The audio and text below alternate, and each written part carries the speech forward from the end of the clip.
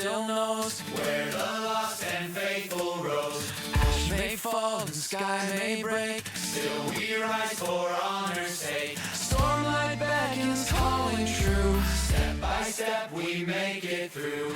Oaths unspoken, hearts alight, we carry hope into the night.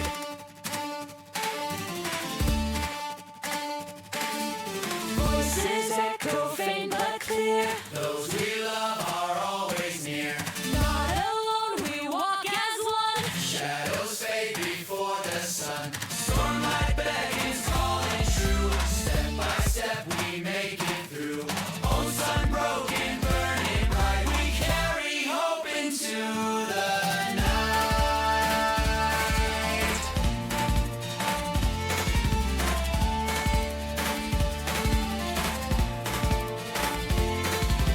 Not for crowns or written laws, but for life and for the cause. In every breath, in every stride. Spark of light will never hide.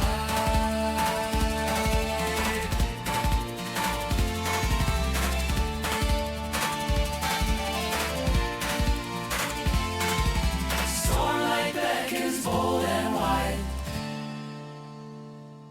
We are the flame that will not die. Through every storm we reunite. We carry hope into the night.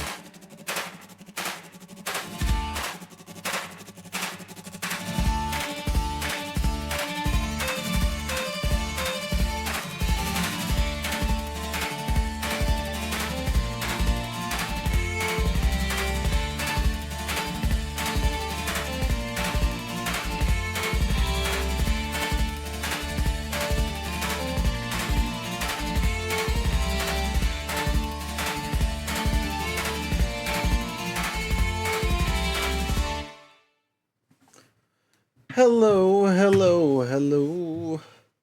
It is me, Dilly. Alright, we are super short stacked tonight. And tonight, of course, is all the fun. So we're going to do a quick recap, give our other players that could be here a chance to get here. But we're definitely 100% down one person who is 6'6", so they will not be joining us. Unfortunately, no hooch tonight. Meh, meh, meh, meh. Anyway, Veerling should be doing the recap, but he's not here, so he's squiggling out of it. Who would like to do the recap from last week? Ah, you look like you have notes. Read 'em. You have notes. So the problem is that I didn't date when we started. That is a problem. Yeah. So, I made a bunch of stuff. That's you did do a bunch most of stuff. what I remember. Yes, so I'll do the quick recap this time. So last session, you guys were chilling at the house, relaxing after the crazy ball event and everything, trying to get the realization of what was going on and who you're interacting with, and what was worth what, and how you're doing, and all that jazz. And a group of noblemen came to the house and basically challenged our house's honor because of what supposedly we did to their various daughters at the balls. And by we, it was Non and brain fart here, Jasper's fault. We did the terrible things. Chillin' kind of too. Right. Yes. I made a nemesis, but he was unrelated. My nemesis had nothing to do with the people who showed up. Allegedly. He may or may not have talked a couple of them into bugging you guys, but whatever. So they come in. We dissuaded them of any presumptions and whatnot, but they still wanted their pound of flesh from the new lord, essentially. So they challenged us to a duel, and we looked at the conditions, and if we lose the duel, brain fart here, sorry. If we lose the duel, one of us has to get married to one of the 8 noblemen's daughters to basically clear our name. And if we win the duel, we will have some yada yada something or other. They didn't really give us what our prize would be. comparatively to what we will get of not having our names dragged through the mud for defiling other nobility. They have to So, publicly and earnestly attempt a cartwheel in front of everybody. oh god, no, that would be too easy. But Bax knows exactly what we're getting because it's his idea, but I'm not sharing it until the right moment in case there's a spy amongst our ranks. You're like, no, just kidding. So, that's where we finished our what the crux of last episode was. We did a whole bunch of talking to both Clara and went through some pretty emotional stuff on that end for Tesh over there. We built a whole bunch of things, so all of us have some fantastic weaponry and stuff for this duel. Like, there may only be 3 of us tonight, or 4 of us, but we are gilded up, ready to go. And then, let's see what else was there. Yeah. You guys have your new equipment, right? Yes. You still have it's all saved? Yep. Okay. Because every single session I have to re-enter all my stuff, but I think everything I have is current. Okay, good. We are still level 9s. Go ahead. Yes. What stuff did I I've got miss? up in the notes if you're paused. Fire away. The next thing I have wrote down is Jasper tries to flirt with Helen. It didn't go well in the beginning. That we all needed training, that Kara has a shard bearer named Ches. Ches, yes. That we might be able to go to our side. So I think at about right after all the angry dads showed up, Jasper, Chio, and Tesh went to deal with Kara and Helen, and Bax and Valina went to try and increase our manpower. And that's kind of how we split up tasks last time. Yes. We learned that Helen is 3rd ideal. And could potentially be released to help us for the duel. And her impression of Kara is very different from Teshalim's, which was a interesting thing to realize, I think. Tesh asks about the shard bearer. Kara's not happy. Kara's not happy. They argue about what their relationship used to be like. And Sleire, Sleire, was that the name of the seer, or did I? Yes. I was trying to write... Yes. Sleire the seer. And they're supposed to sound somewhere. You know me and my naming conventions over here. Chio smooths things out between Kara and Tesh a little bit, at least. She declines the 3 fabrials in exchange for a shard bearer. In exchange for a real chance at friendship with Tesh, who is annoyed but acquiesces. Did we actually get... We're more actually running commentary, I guess. I don't know. So did we actually get confirmation? Because I remember, she said that maybe, basically. Because I can't remember us actually getting confirmation we're going to get help. No, it was very much, I will tell you the day of the duel, because I was legitimately upset still. You guys didn't leave in a great spot, but it was better than before. And we might, get some help out of the deal. Side note, I need to roll this scene's 3 rolls for my thing, because my superpower that lets me replace things is literally every scene, so, which... Really? Yeah, no, seriously, the inline power is so overpowered. Like, seriously. There's a form similar called Forms of Mystery. But I would have to do like all the odium stuff, which I'm too invested in the other things. Yeah, let me see if I can find it really quick. It is... Alter Fortune reaction. Pre-roll 1 plus tiers worth of dice. And place enemy or allies rolls with it. And it's per scene. Jeez. Crazy. So, we're tier 2 currently. That means I get 3 of these bad boys every time we start a scene. Now, mind you, for DM balance stuff, I'm going to limit myself where I have to burn them all before I get to reroll. So if I burn through 3 of them in a scene, then cool beans, and we flip it around. But that'll keep me from controlling the narrative too hard as the DM as well. Alright, I got a 9, a 4, and an 8. Alright, we got the rough rolls. Hopefully we're rolling for enemies, guys. which honestly might be important for what we're doing today. So I'm not upset by that. All right, other stuff. I mean, the other cool thing, because again, I went into the enlightened path for my sprint silliness, was the glimpse of the future. And it's once per encounter, I can burn it in Vestiture to reroll a dice. Is it once per encounter? WPE. What is that shorthand for? Son of a gun. I gotta look that up. Because that's important. WPE? WPE. Willpower? No. It's something per encounter. Or something along those lines, or it's a per something. Let's see here. Don't care about cohesions, don't care about windrunners. We are looking for truth. There we are. Truth Watchers. And then our line silliness. Alter Fortune. Oh, that's fine.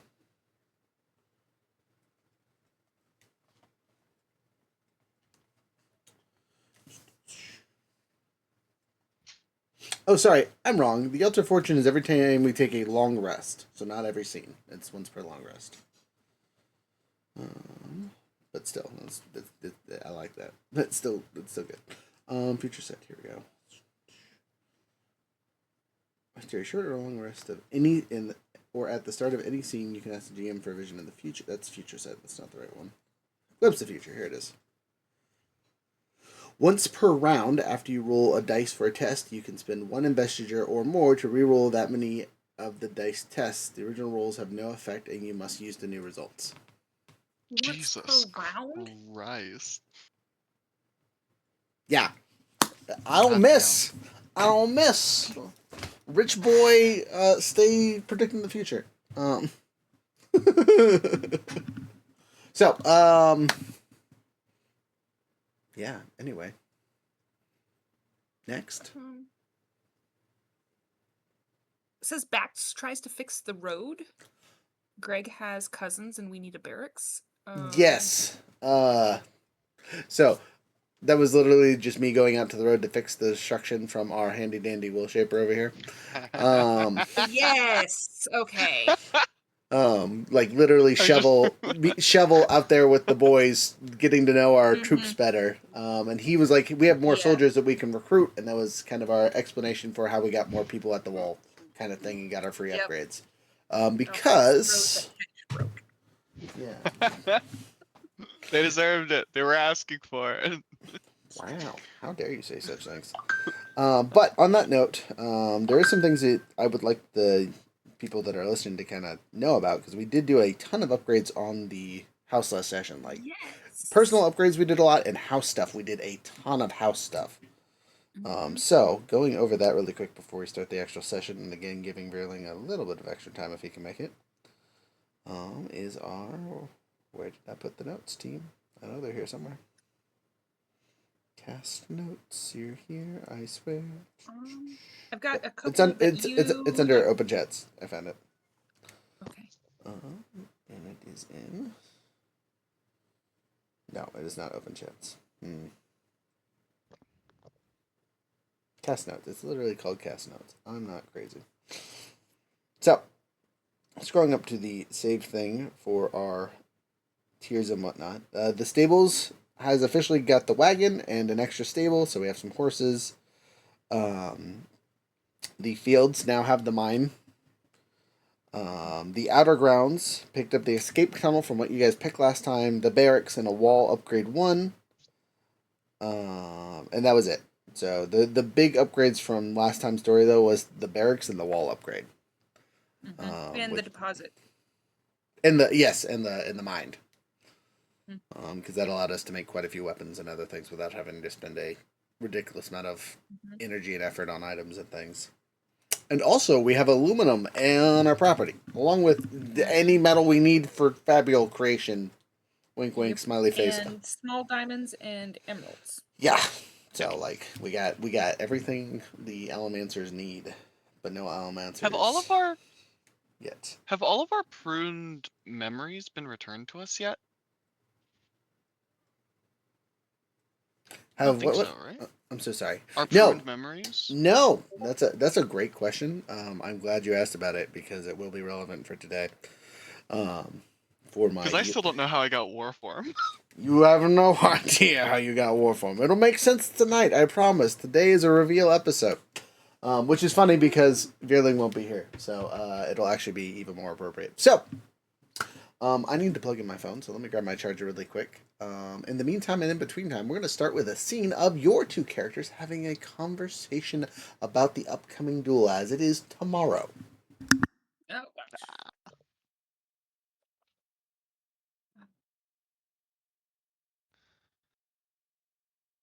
Have you tested the crossbow yet? I have tested the crossbow and it is amazing. Good. I was worried about it possibly jamming or worse. I haven't noticed any issues yet. And the reload is much easier. I appreciate it. Lovely. How are you Um, feeling?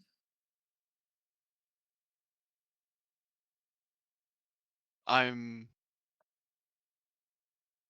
confrontational, and I know this about myself, and thanks to Measure's lecturing. But not the most physical of people. Um, rely on a lot of tricks and things. I think my biggest worry is that this is sanctioned, and I have faith in us and our ability to get through things that should hurt us, but in sanctioned fighting, most of what we do is cheating. I feel like it's not going, like, obviously we'll be in danger, but the thing that's really going to bite us in the ass is a technicality, a ruling. The dual rules. Yeah, we know nothing about who's actually going to say whether or not we win.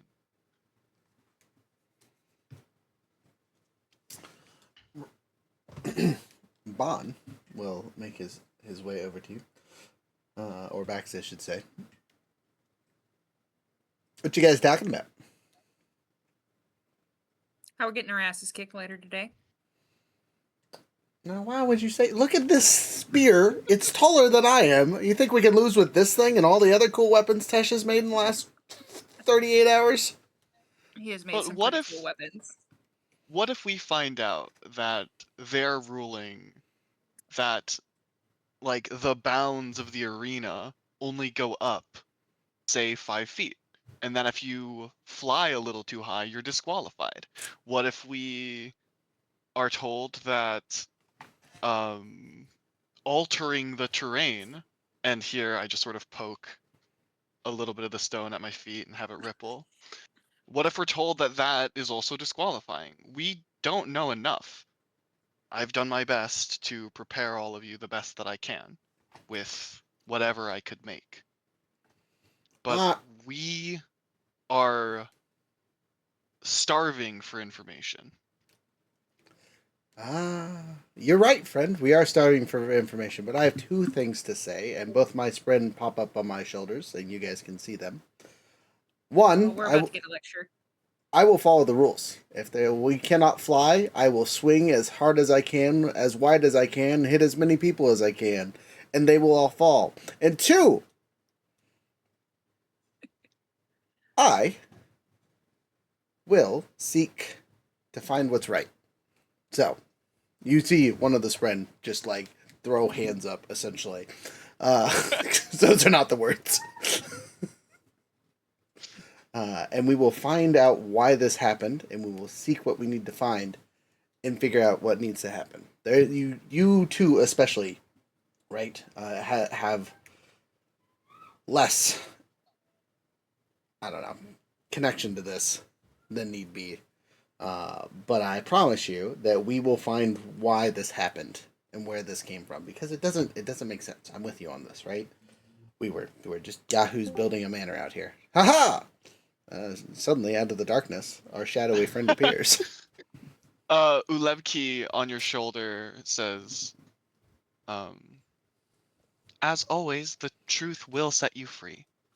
What you choose to do with it after, What she said. it'll happen as it happens. What she said.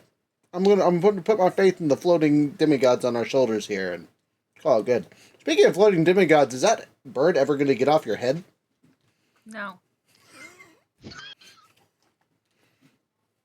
All right. Well, I had to ask. Sit there. He can see. It's not like you're short, so I don't. You got to fucking perch up there. Yeah. You're gonna have to Likes build being him a able to nest. see. Yeah, build him a shoulder mount or something. Tesh, get on it. Shoulder mount for the sea For chicken. Squawk. It has a name now. Wonderful. We agreed. Bax will sarcastically bow at the bird. The bird looks like he's relatively happy with the fake bow, even if it's fake. Yeah. Alright, well, next time we figure out family banners, I'll see what I can do to throw him up on there. That'll make you feel better. Perfect. Jasper, you are in the shadows. You got any commentary on the fight tomorrow? Besides that, we'll win. No, not See? really. See? We got this. It's fine. We got me, him, you. We got it handled. The worst thing that can happen is we lose. My understanding is, well, I don't think we're fighting to the death because they want one of us to marry off daughters and whatnot. You two might be in trouble. We should be fine. I say jokingly. They can kill us and be sanctioned, but we'll be too dead to care. Like, they will get punished if they kill us. That doesn't help us. Well, I guess it could be a trap. Who knows? All right. As I say this next bit, the weather changes. I say, at least we're not dealing with a herald. The storm breaks. Now, why did you have to go and do that? A very familiar face to one of our party members lands hard, holding our handy-dandy Hardasian friend and his dog. He sets them down gently. Their limp bodies lay there in the cold. And says, I have found you, lost lights. You guys suddenly remember something. Flashback to several months ago, when you were back in Herdaz. The memories you have lost suddenly start filling your brain. You go back there, and memories of meeting Chio's actual family, his actual cousins, back in Herdaz, pop into your head, right? But they weren't good memories. You remember being captured and being flown away by Stormbreakers. They captured you on the mountain when you were after slightly defending the village. They captured all of us, and sent us back into Herdaz. We happened to run into Chio's family and his friends, and while we were there, they were going to kill us. Nail here was very adamant about killing me because I am a Stormbreaker who is unaligned. And my spren did not submit when told to. Sorry, what was I saying? Stormbreaker? My bad. Sorry. Too much Marvel this week. Too much Marvel this weekend. Blame the Comic-Con. Anyway, Skybreaker. Unaffiliated Skybreaker. He was not happy whatsoever that a spren bonded with me. And the fact that there are two spren bonded to me made him even angrier. So I was on the chopping block about to die, and then you guys remember a blue or the green dragon coming and saving all of us. Right? This part you guys do kind of remember, right? Flame, death, destruction, things being destroyed. And for some reason, she saved a lot of us, calling us Lightbringers, right? As our group name has been. And we were spirited away. As we were spirited away by the dragon, she both at one point pruned us and told us what we needed to do, right? Her small test to see if we were worthy of even completing the task that we needed to do was to take our memories and see if we still made it to the port city here to defend against the coming storm, essentially. But also got us away from Nail and his flying shenanigans. Unfortunately for our Hardazian friend, while he was out and about yesterday, or this evening, Nail caught him glipping and gliding through the hills, and has taken care of him and the dog. They don't seem to be dead, as they are breathing on the ground, that most of you can see, but they are wounded pretty heavily. You can see the Stormlight doing its best to keep them intact. Milam is visibly wrapping around wounds and sealing them from bleeding out, both him and the dog. He pulls his otter blade out from his nothingness, points it at the lot of you, and says, "Unfortunately for you, or fortunately for you, I've met some people that have changed my minds on things. And if I had more Skybreakers, I would finish you off here and now. But instead, I'm returning you your friend. When you are ready, find me in Herdaz, and we will finish what we started. I will prove to you that the laws are worth following." And again, you get another flashback to a conversation we had in our lost episode of our other group of friends talking and being like what rules were worth following and the arguments that we had with Neil. I'm going to yada yada this because it would take an hour of conversation of talking to myself because none of you players actually know what happened. Except for Jasper, but again, as a player, he has no idea. He does remember most of this. So he is on edge, ready to fight, but Nail flies and takes off. Though as he looks back at the lot of us,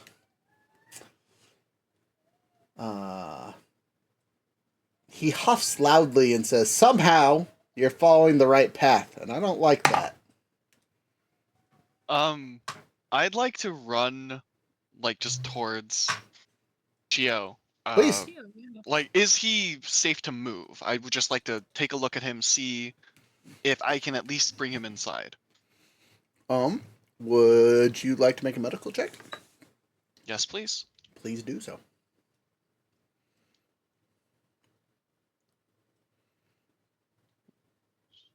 16. Okay, so he is that honor blade severed him up. He probably doesn't have his arms or legs attached currently. The Stormlight is doing its best to keep him alive. You would say about 90% of his body is cut down. Like Neil intentionally avoided the spine not to kill him. He is as damaged as you can be with the shard blade and still be alive. The same thing for the dog. But he is safe to move. He is safe to move, yes. Yeah, moving him won't hurt, but he's just a floppy mess. Yeah. Basically a spinal column attached to a body. I will try to pick him up as comfortably as I can, sort of pull him away. Okay, And if I mean... Nail... I'm Go not ahead. very strong, but if Nail is up there and still staring at us, as calmly as I can, though I think Tesh is very sensitive about his like own agency and power. And I think in this moment of just being confronted with something he definitely knows he cannot confront without just death, is kind of jarring. But as I look up at Nail, I sort of just hold fast as much as I can, and as clearly as I can, I say, "Herald of Law, you are trespassing." He looks at you, confused. I'm over here like, yeah, what he said. He smiles and says, "You are correct. I will leave now. Though I have not touched the ground, I guess you can claim the sky slightly above your property as well. Just know that this could happen to you if I have to find you on my own. Come to Herdaz and deal with what you need to deal with quickly. You have things to do there. People that break their oaths aren't worth nothing." We didn't break any oaths. We didn't make any. And then I'll Flashback. try to just bring him inside. You can, yeah. Well, flashbacks. As you were dragging him in, more memories flood into your guys' brains where you promised to save Chio's family, as they are currently under attack from listeners in the northern province. But another army, singers, yeah, sorry, another army of singers to the north, right, that were being helped by the heralds, right? Not the heralds, the skybreakers. And they want to fight in fair combat. Your other friend, who has left you long ago at this point, promised them a fair fight, right? That if we could get powerful enough and strong enough in a couple months, we would come back and fight them. Now, she said this as we were being dragged away by a dragon. And you will remember other characters that were with you there that you were able to save, right? Which is why she left with the other characters, because she was going to get stronger with or without you guys, so she could go save the Herdazians that was promised to be saved. Because she's for the people, right? That was her thing. She needed to go save those people, which split our group originally. Now you guys all have the memories to understand where your friends are at, right? And the other people that were involved in the situation. But that's neither here nor there. All of you will look at Jasper confused, like why he didn't tell you any of this. Jasper, do you have any in-character ideas, or do you want DM suggestions? I'm good with DM suggestions. So DM will tell you that Jasper thought about telling them, but didn't think they were strong enough.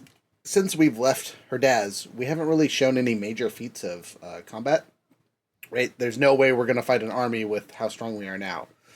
There's been no major conflict. So if we could finish the thing we promised to do with the dragon, we would probably be strong enough to deal with whatever is on the other side of the country again. Was your thought, right? It wasn't a holding things off. It was just there was no point to tell you because it would just bring extra added stress to your friends and family for no good reason, right? Yeah, we don't like added stress. Added stress, bad. Okay. So, all that being said, you guys have kind of been caught up on the lost episode. I was kind of hoping as a DM to like spend an entire time on that so you guys could go back and do that, but I think we just got too far away of it level-wise, and having you guys regress down to level 2 from level 9 would be a lot of work. So, you're just getting the yada-yada version. Hope that answers some questions for you.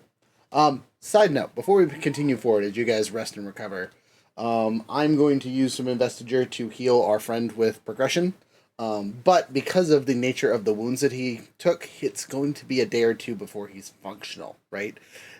All of his organs are fried and getting reknit. The only reason he's probably alive is because Milam, literally held him together. So, thank his friend. We'll see him after the duel. About Hooch. Hooch, same thing. I will use some progression on him to help speed up the healing, but again, he was a head attached to a spine. And you don't really know why the dog lived, or I should say the hound lived, because Nail is not necessarily a kind character to anyone. So the fact that he just, paralyzed these creatures and left them as bait, or threw them at your doorstep to prove a point seems a little out of character for him, just at a minimum. Now, out of player or out of character, do you guys have questions that I can answer about backgroundy stuff that I just spat at you with DM lore?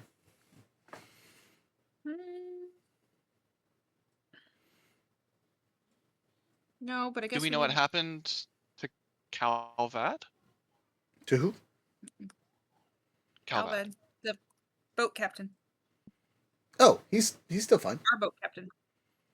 Yes, okay. Yeah, nothing to do with him. Other He's just Herdazians, left, down, way back at session 2 and 3, Mm-hmm. after we stepped through the portal and whatnot. So Captain's fine.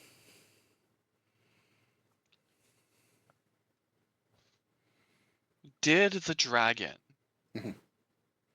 The dragon give us any more information as to why we were worth saving?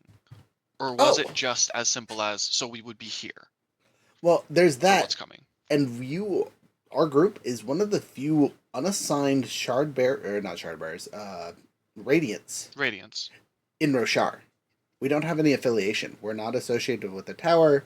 We are not associated with Odium. We are just our own little group of Yahoos that have figured out our powers. There is not a lot of these groups on Roshar at this point, if more than 2 others besides us, right? We are a very, very, very important group of Yahoos in our own right. Or maybe unique instead of important, but along those lines, right? Something interesting, at least. In any of the missing times, I know that we were mostly in probably her dad's, and they weren't they didn't at I think in this point in the timeline did not currently have a relationship with her dad's at all. Have we been contacted by any other Radiants besides Nail and the Skybreakers? No, Helen? they don't. Well, yes, Helen, those people, but no, we didn't. We have not met anyone from Eurythru directly at this point. We know about them. We've heard about them. We have not made any contact with them at this point. There's no connection to any major characters and that kind of thing. The Dustbringers have their allegiance to Kharbranth, right? Correct. Yes. But not to the tower specifically. Well, so at this point in the timeline, they are forming the allegiance with the tower, right? The Taravangian is moving all the commands under their stuff, so the majority of them are actually at the tower, which is how Helen knows about it. Got it. Okay. So I think Zelina, if she now has knowledge about all this stuff, is probably wondering why we're the only ones at the port. If this is such a big deal with everything that's coming, you don't why know. are only we here? Yeah. So cultivation told you this is what you needed to do, and you think it's because there's some connection, a word that is emphasized for some reason in your mind, between you and the Black Fisher. Oh, right. How long? It's like evening right now. How close are we to the next day? It's like night though. Yeah, you guys will need to take a rest to get a full night's sleep kind of thing to move forward into the day of the duel.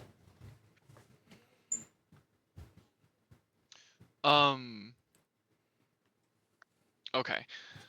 Do we have any way of contacting the people who issued the challenge? I mean, you could send a message. It wouldn't get them until duel time anyway, but you could send one. We don't. And that's just like a mundane messenger. Yes, yeah. You can send one to the yahoos at the house to send you a message to wherever. Your Speedy Gonzalez is out of the fight currently, so no super speeds on that one, unfortunately. Even with our horse, we couldn't make it. It would be sooner for sure, but a amount of time different. Like, what kind of message are you trying to send? I guess is the real question here. I'm trying to say that ask or inquire about any of the rules for our duel if one of our members has been through external means indisposed. Gotcha. So doesn't matter. You will know that we show up with whatever we're able to show up with. That was stated in the rules in the contract we signed. And then the arena itself will have the standard dueling rules for whatever duel style is decided by the judges. And do we know who the judges are? Nope. You assume they are nobles of impartial status. So they can't be your friends, and they can't be friends of the Sling Ring and his yahoos. Allegedly.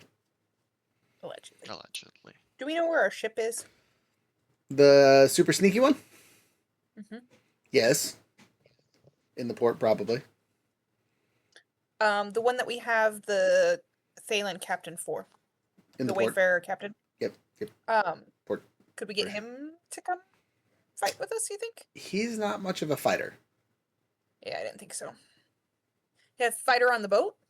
He might have fighters on the boat. But your trained guards would probably be just as good as the sailors there. Good as them? Okay. Because we have a bunch of house guards now that we didn't have before. You do, Do we have any information at all? Pardon. Go ahead. Do we have any information at all about who might be representing them on their side? Do we know anything about anyone we're facing? You want to know who we're fighting? We have the list. We were given that information. Valinda did some sneaking. Valinda, you want to read off some of the characters? So as quick reminder, Tesh, when the angry dad showed up, you did some investigation about their motivations. 5 of them want the pound of flesh.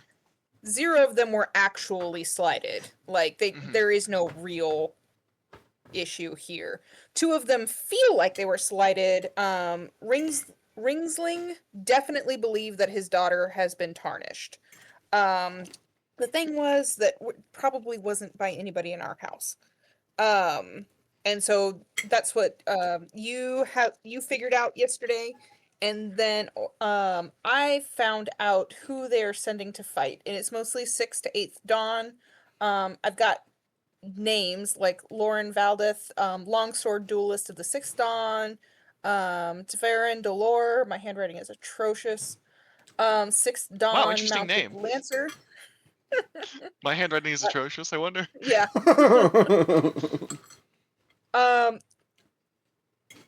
Voral Trakon, Polearm Master, Moravis Kelvin is the shield wall. Carvey, not even try. Azish Archer. And Saradine Vaughn, personal bodyguard, basically a thug with a knife. And then finally, Ringsling's Shardbearer, the captain. Got Shard and Blaine. Not with Taravangian is what I have written down there. Okay. Do we know anything about the Shardbearer, or we've just identity has been more or less hidden the whole time? Even with Vaden I've High got written Society, down we the don't know captain, the a identity. boat kid, Shard and Blaine. Not with Taravangian. That's all I got. Backsbuild's barracks.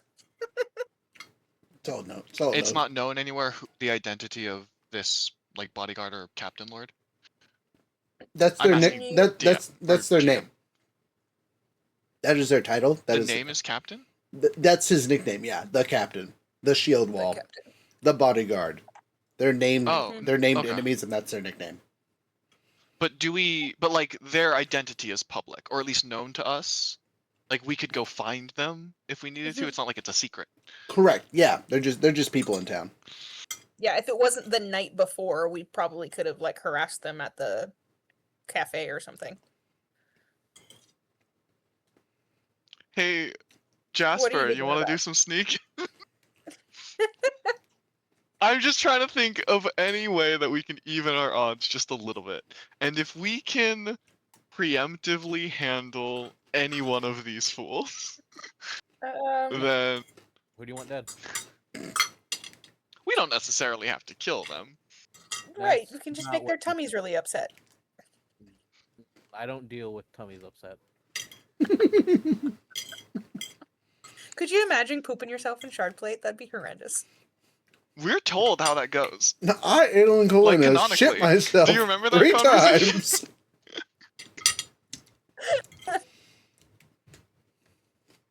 I love how that one conversation got animated. I don't know if you've seen that online, but it's hilarious. Where do you poop? Yep. I think Shalana asks the best questions. How it's like nighttime though. Like we should, if we do this, we will sacrifice some sleep. Correct. There will be negative consequences. Not even to include, these are trained fighters. If you attack them and they're ready for it, they're gonna, injure you at the minimum. Ruin your day. Ruin your day. Yeah, but I do have a rail gun. This is true. I will defer to your expertise, Blade in the Dark. Jasper, do you think it's worth pursuing this? I mean, I'm not really concerned about it anyway. But if you really want to get sneaky with it, then yeah, sure, we could probably take care of him out. I mean, Bex overhears this conversation and goes, look, as per shoulder devil number 1 here, we gotta follow the rules. We've already signed a contract. Is it against the rules? To just murder people? You won't let me murder the Lord. I'm not advocating for their murder. But is it, if the rules say that I look at Jasper and just kind of like for us, shape his body with my hands. This one does not deal in hurt tummies. Right surely you could heal anything that he does. Surely if the rules state that we just have to show up with whomever we get, then they similarly have to have the same restriction. I would assume whoever they show up with is who they show up with. Yes. And for the contract. And the best way to make people not show up is to kill them. Yes, but murder is still illegal, so we can't be disqualified here. We need to find a way to do this where we're not disqualified. It's only illegal If if you you're get caught. caught, don't encourage him. Look, it's only there's. I look over at our poor Hound and Chio as they're healing. 4 of us. There's only 7 of them, and heck, Helen's. Well, not Helen. What was the name of that shard bearer? Chaz. Chaz. Okay, yeah, Chaz. Now, Chaz. just as a note, Chaz. DM knows the name. Character does not. Um, Yeah. um, they might still show up, so it might be 5 on. That's a winnable fight. That's almost even numbers.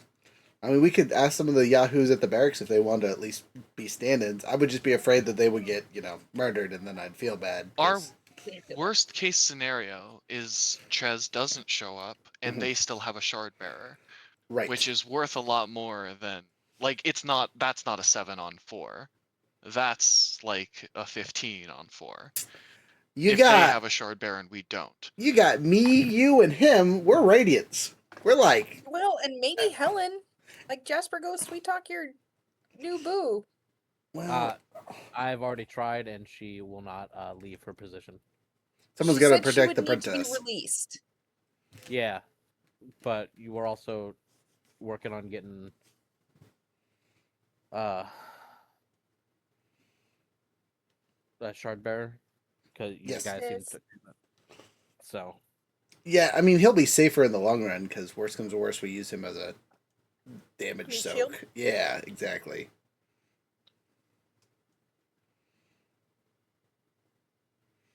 Maybe, I don't know, but all I'm saying is this is not that bad of a fight. From the descriptions we have of a couple of them, they should be easy peasy, lemon squeezy, no problem, right?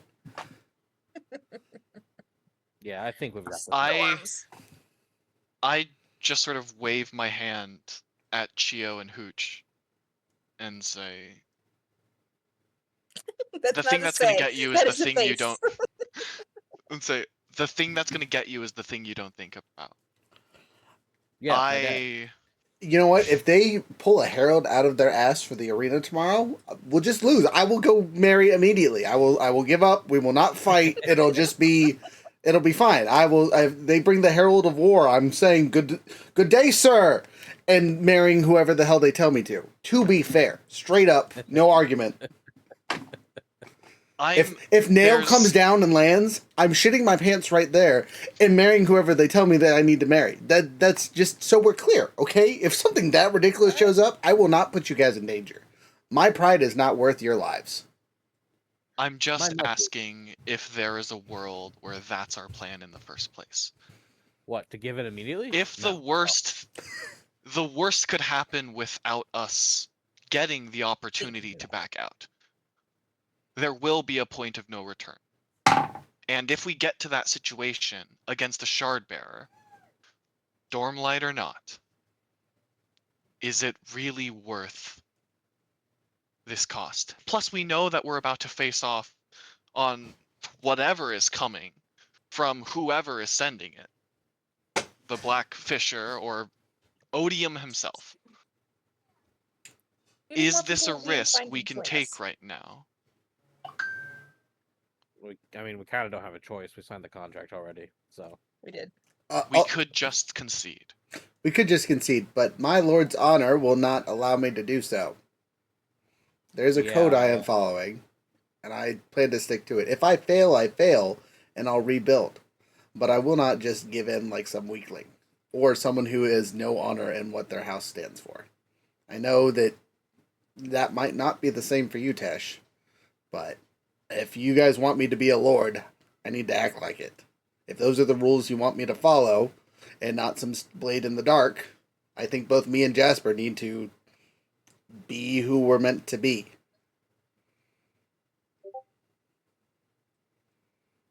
It's not inaccurate. Okay. I'll support you however I can. And I appreciate that. But like I said, if it looks like we're going to get our ass beat, I will give up. You know what I mean? I'm not putting your guys' lives in somewhere I don't think we can either win or not die. All right. I promise that. You have my word. I swear an oath right here, right now. The sky rumbles slightly. Oh. That's not ominous, though. Mm-mm. Ulebki and 5670 sort of make eye contact on your shoulder, sort of a, was that Was it me? Was that you? like was that you? Did you just? You? You? Or eye Okay. contact? Alright. Neither of them have faces. they're retroactive blobs face each other. Not that we know what direction they're facing, but you know we can feel it. The vibe says they're staring. Got it. Okay. Mounted Lancer sounds like plate to me. Is that good? True or no?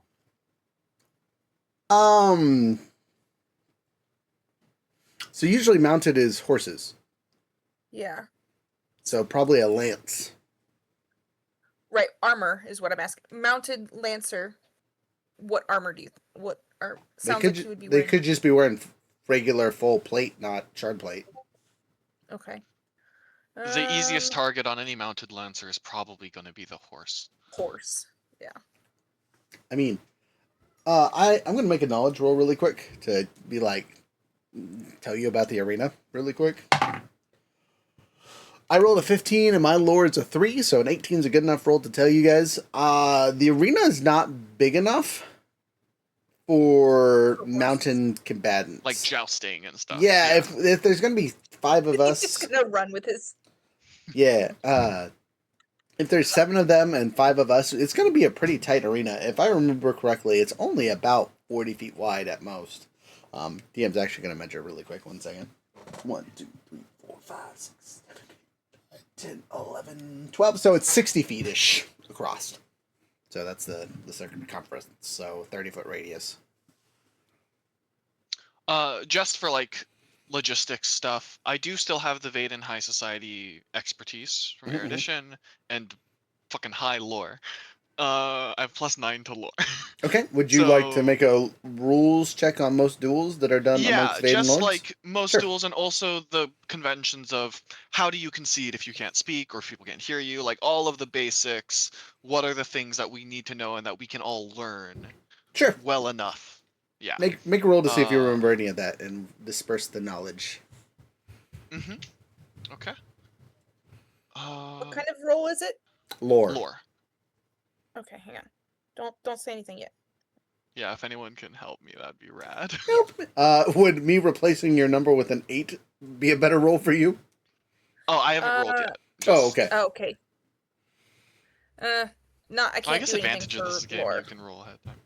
Never mind. Could measure help me? I don't know if this counts for her stuff. What Does is her it? category? Probably not. What is her categories as a discipline she is? Because they all have that's something right. something uniquely specific Right. to theirs. Let me find it. Where would she be under? It's under companion? No, it's under give assistance. It should be one of your abilities, or sprint assistance, or something like that. Right. Stormlight actions, surges, transportation, paths? No, will shaper. Oh, view abilities. Sudden warning. Your friend uses their knowledge and experiences to grant you an advantage on a specific test. Mhm.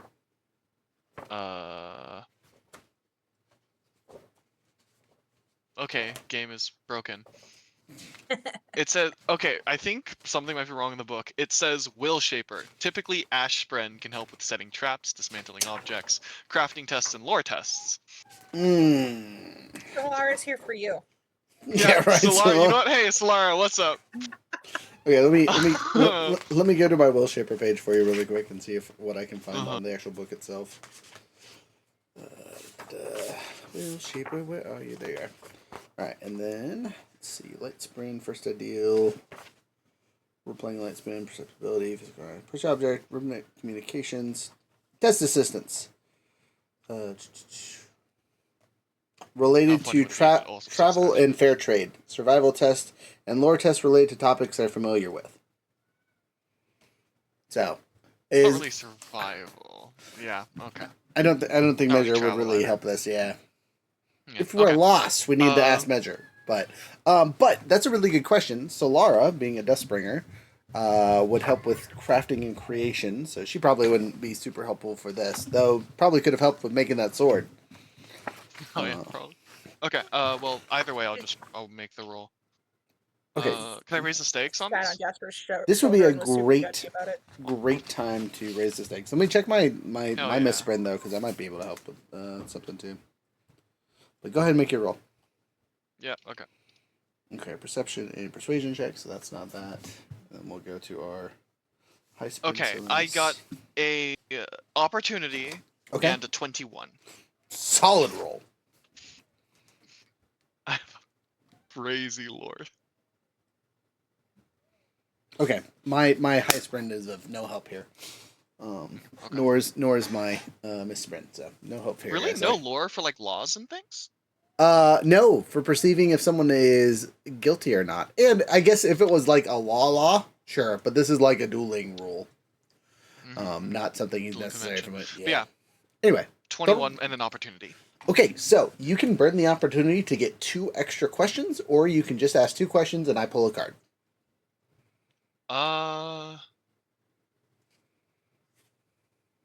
Ooh, what do you think? What does everyone else think? I feel like depending on the questions we ask, that can be really, really good or really, really useless. Yeah, the opportunity might be more helpful because it might continue on to the next scene. Right. Yeah. Exactly. I think we'll take the card. Okay, so your card that you pulled. Ooh, unbreakable. Until the end of the scene, your cognitive and spiritual defenses are increased by 2. Tesh. Nice pull. Tomorrow, +2 on both cognitive and spiritual defenses. Now, mind you, that might not help you a lot, but we're fighting a shard bearer, so, spiritual damage. Yeah, so we'll be doing spirit damage. Nice. I don't think that'll help you with your spiritual defense, but, No, but good. That's still pretty good. Okay. And that brings my cognitive defense up to 20, which is Wild. Okay. In which case, actually does it? It might be up to 19 because I know that this is kind of broken. Okay. Either way. Yeah. Oh no, it does. It's just on him. Okay. So first question. Okay. What count?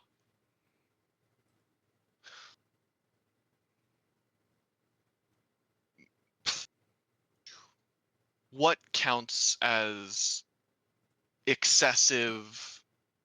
Well, is that too open-ended a question? What is valid action or like valid fighting? Or I guess like, what are the bounds of this strictly is what's allowed, so that we know. Okay. So yeah, what's cheating basically? You would know that like decapitation or dismemberment is thoroughly frowned upon, even while using, especially while using shard blades. Because if you decapitate someone with a shard blade, like you were trying real hard. So there's that. You will know that for these combats, duels are generally to break armor. If we don't have armor to break, then the rules will be to like first hit or something like, or if we drop. If you can't fight, you're done. Which, again, fighting a shard bearer is generally one swing and then you're done. Who makes the judgment call on like broken armor? Is it literally just the judge will be like, or does someone have to declare, I'm not fit to fight anymore? So you would know that if it is apparent the opponent can't fight anymore, you're not supposed to strike at them anymore, right? Don't deal fatal blows, kind of thing. And if their armor is quote unquote broken, it will be very apparent. You guys have seen. Actually, I don't know if you guys have seen. Well, I'm just concerned broken shard because plate. you have the Fabrial on your armor, the Augmenter, and that has like a fragile flaw in it, where like you can overcharge it, but then it can break. And I'm worried that if that breaks, that just knocks you out of the fight. So it's not shard though. Got it. Okay. Yeah, since none of us are wearing shard, our convention will be like, we have to give up or we fall down to the ground dead / passed out. Are we, And then I guess then my second question is, are we out of the fight the first time we go down? Because most of us have an ability to heal even from unconscious. Mhm. And I'm worried that even if we can get back up, we're disqualified the second we go down. So, for your own safety, it might be safer to stay down once you go down. You know what I mean? Hmm. And I will tell you that ahead of time. If you drop, just stay down. Don't get back up. If we lose, we lose. Right? Again, it's not worth your guys' lives. They're not going to come around and stab us once we're on the ground because it's some kind of duel of honor here. They don't want us to be dead. Though they probably expect us to bring a shard plate because it's known that our house has one. Yeah. And then just straight up, you would know from. Sorry, next question before I give you any extra freebie information. But yes, to answer your question, if you go down, you're out. Right? If you drop to 0, we will call you out for the duel just to make our lives easier, and so you guys know that, like, hey, I sleep. And then my second question is,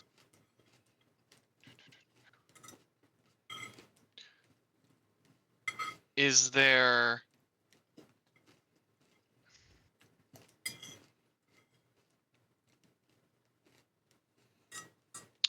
I mean, honestly, yeah, is there a like actual rules lawyery bounds of the arena that, like, if you leave that, you're out? Or is it just the fight starts here but doesn't necessarily, Well, let's just say if most basically if you fly, will you be disqualified? flying hasn't really been an issue ever, so it's not really a rule that's Right. been This is covered. new. They might impose something, like, logically speaking, knowing that my character can fly. They might be like, hey, if you fly out of the top of the arena, but you're done. It counts as out of bounds. But technically, the shard bearers could leap out of bounds, so I assume similar rules will apply. If you leave the bounds of the arena, you will be disqualified. And does that include things that you do or just you specifically? Like if Valina fires a crossbow shot and, like, it deflects off of armor or it misses and then it goes into the crowd, whether or not someone is hurt, is that a violation of the rules? No, of course not. Well, that's just arena sports. You get got by the people fighting. That's your fault. If if somebody is accidentally killed or hurt by, or even if, like, the judge, for example, is hurt by actions taken in the arena that go out of the arena, will that impose any sanctions on the person who instilled that action? I mean, probably social sanctions of you murdering people watching you, right? Because you got to be That's aiming fair. for the crowd, right? It is Well, not a. hey, hold on. Generally, arrows do not cling up to where the crowds are hanging out at. Because if you guys remember for the Coliseums and stuff, it's like built in. It's Coliseum-esque rings. So there's enough Oh, room so for. like we're in a pit, Yes. and they're up, Yes. Yeah. so So that they can see. I can't like dodge and have someone shoot. the Yeah. judge. No, there's been enough fighting and whatnot in these arenas and pits with sharp bears that they wouldn't take that chance. You know, there's no one gonna get disarmed as they get, their weapon flung out of their hand and hit somebody, or they throw the spear and peg someone in the face. Okay. Combat fighting 8, the MMA. We can throw and have projectiles. If MMA ever switches to combat fighting, they will, either raise the competitors or lower them because that's how you keep crowds safe. And that's it for my 2 questions, but I do have an additional question, like, in character to Okay. Bax. Back to listening, friend. How would you expect or want us to what's the word I'm thinking of? Like, not present ourselves, but conduct ourselves. Should we try and treat this like a showy duel of honor? Or do we approach this as we've approached everything, of whatever you can do to make it to the other side, do it? Yeah, I mean, obviously follow the rules. He says, like, Mhm. duh. but do whatever you need to. There's no cheating here. It's survival winning. We're going to win, right? As long So as you you don't don't kick, mind. as long as you don't kick them while they're down, we're fine, right? We're literally going to be fighting a shard bearer without any shard. If we can pull this off and not A, be dead, and B, deal with the repercussions of this, great. So you don't mind if the audience looks upon us unfavorably for unfair play. Again, what is unfair? Things like throwing sand in their eyes, That's not unfair. tripping them That's over. combat. That's fine. Have you never fought We know before? that's combat, but that's not dueling. Okay, so we won't be fancy duelist. We're dueling for, I don't know. We're not actually dueling. We are fighting. This is one step above a barroom brawl. They're just publicized. They made a big deal about it. We're not fighting for shard plate. We're not fighting for whatever. We're fighting for personal honor, I guess. So again, don't be dickbaggery and turn them all there down. But we are clearly at the disadvantage, I think. Right? So whatever it takes to level the playing field, I don't think anyone's going to give us junk for. Now, if we are whopping the floor with them and putting them in their place like they, don't belong, then Like we intend to do. right, like we intend to do. If we start dog walking them, then maybe get a little more showy and ho ho ho ho. But other than that, if we win, we win, right? If we finish them off in a minute, make it clean, right? If you got to be dirty tactics, make it subtle, so it could be ostracized as maybe not dirty. I don't know, but if it's throw dirt in someone's eyes or get stabbed in the face, throw dirt in somebody's eyes. All right. Okay. Do I'm out of we character. I'm know- just basically asking, like, when Adolin had his series of duels of trying to steal everyone's or win everybody's shard plate, and then he showed up and like fully ignored all dueling convention and just punched a guy in the face until he surrendered. And then like he won, but that made everyone fully turn against him. That's not something that we have to worry about, right? I'm not worried about Yeah. it. Okay. We're not important enough of a house for it to be that big of a deal, right? The people we're fighting aren't that important. If all the lower dons hate me, oh no. And the audience is just there to see bloodshed, basically. Right. Or not bloodshed, but yeah. An ass whipping. They're expecting us to walk out there and get our ass beat. They get to see a shard plate in action. There's been no training on our end for shard plate, so if we walk out there in shard plate, we're gonna look goofy as shit, allegedly. Yeah. And Do we know if the Lord that wants you dead is in town? You have no idea. It's a good time all around. So, you guys get a good night's sleep. Snoozy, snoozy, snoozy. All of you roll a fate die. Pardon? Roll your dice. Oh, the plot. Which one? Plot die, yeah, sorry. I said fate die. That's the generic term, not the not this term. Shit. Nothing. Well, does the +4 get me anything? Nope, just a complication. Yeah. Good to know. Fuck. You're 6. That's an opportunity. 6 good. 6 good. 5 good. Okay, so 2 opportunities, a blank, and a complication. Complication first. Atrocity. The conversation is disrupted by a brutal attack on one of its participants. That's not going to apply here. We're past this. We're sleeping.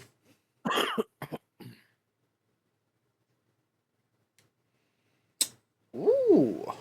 Weep as you kill. I don't For like the that rest sound. of this scene, you gain disadvantage on the tests that appeal to the character's optimism or idealism. So, Mr. Man, anytime you decide you want to cheat or feel that you are cheating in this duel, you will gain disadvantage. Damn. The game said, Okay. no dust in my eye, bitches. Jasper, your card. Does that include like using radiant powers? No, radiant powers are radiant Okay. powers. Again, we're not wearing shard plate. We're fighting shard plate. We're using everything we can to even the playing field. Hey, okay, this is appropriate, but I will share it in a second. And then, oh no, choose an opponent there, Valina. Until the end of this scene, they don't attempt to resist influence by any character other than you. You can save this card for later. Okay, so I can pick somebody. Oh, who actually, so doesn't- you can save this card for later, and you can either use that option or you can use the combat option of choose an enemy on your next turn. Your first hit or graze against the enemy deals an extra damage die of that damage. But say the first part again. The first one is choose an opponent until the end of the scene. They don't attempt to resist influence of any character other than you. Okay. For the damage one, does that have to be an attack from Valina? On your turn, your hit or your first hit or graze Damn. against the enemy deals extra damage. But basically, it's a free if you miss, you hit, Yeah. or if you hit, you crit. Yeah. I'm not tanky enough to do the ignore one, so we're probably gonna go with the other one. Well, except for you shoot arrows all the time, like I do, but I don't want anybody running it up on me. right. What's A your hit is reload just action? it's Nothing now, because No, because of not the nothing, but after you run through the clip. I think it's six in the clip, and then I reload it. And reload No. is an interact? No. It's 3. You get 3 shots. 3 in the clip. Is it 3? Mhm. Okay. So 3 in basically, the clip, and then I reload it.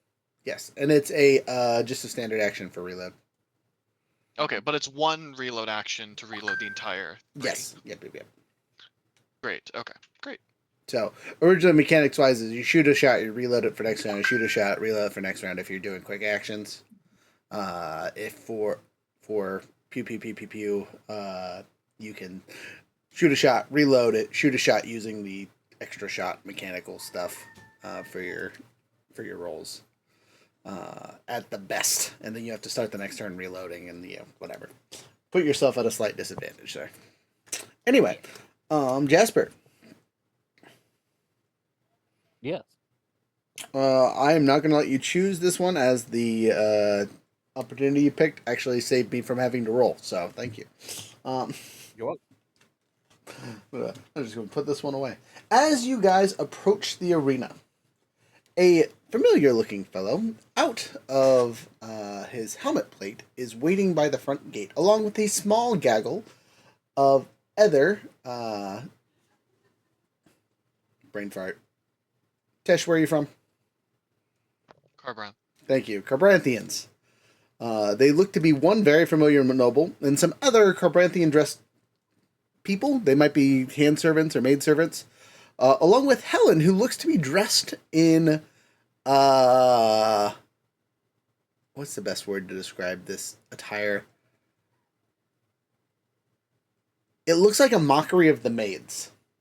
Is the easiest way to describe it, right? So the handmaids that are there to help, it looks like it's meant to be making fun of those by like having the opposite tie patterns and other things. Like she still looks like she's supposed to be official, but she looks just different than everyone else. The other ones have like nice hats on, and hers is off. The colors that they're wearing are very muted and plain, and hers are very bright. Hell yeah. That's my girl. So, you guys approach, and Ches, announces loudly, "Ah, you've made it! Thought you guys were going to chicken out and make me look like a fool." Why would we chicken out? This is gonna be easy. So you say. Have you ever fought a shard bearer before there, young lord? No. But I think you knew that. I didn't. That's why I asked. But that's okay. Yeah. Out of character, have I met Ches? Do I know him? Probably. Or is he someone that okay, so he's not someone that Kara would have met after I left. Probably not. He's probably been our bodyguard for quite some time. Okay. I would like to approach him and hold out my hand. He looks at you suspiciously. Thank you for joining us, Chaz. Are you It'll be an trying? honor. Are you trying to shake my hand? Yes, sir. Oh, and a sir. Let's see how he takes that. He smiles and, as polite as you would a stranger, he shakes your hand. He pulls you close to him for a second and says, "I don't trust you as far as I can throw you. Luckily for you, I can throw you pretty far." And then he lets go like he said think just nothing. nod, yeah. Yeah, I just make eye contact, nod, step back. All right. Kara's there, right? It's Yes. not just the retinue. She is not as you approach and shake hands and talk. She kind of scuttles over and looks at you, and expectantly holds out a hand daintily at you.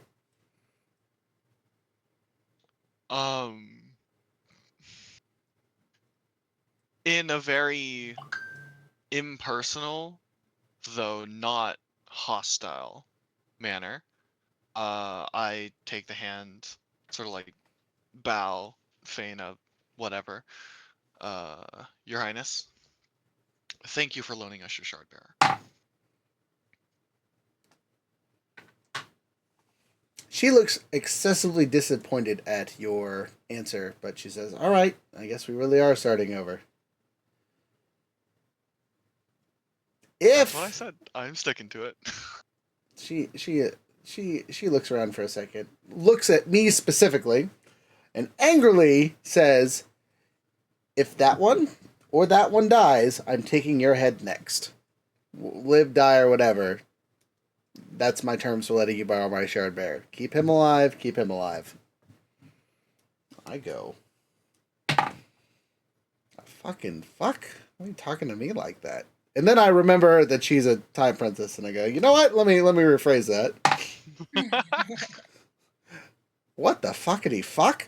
No, I'm not rephrasing that. What did I do wrong? I just been here. Like, what the? You know what? I'm gonna go inside and see what I need to do. Excuse me." And I impolitely excuse myself, which seems to get all the handmaids just riled up, just angry. Helen walks over. Helen walks over to Jasper,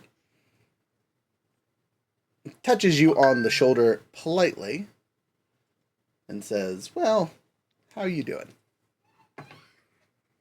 I should probably be more nervous than I am, but I'm okay. Yeah, I think you should be more nervous. There's quite a crowd in there.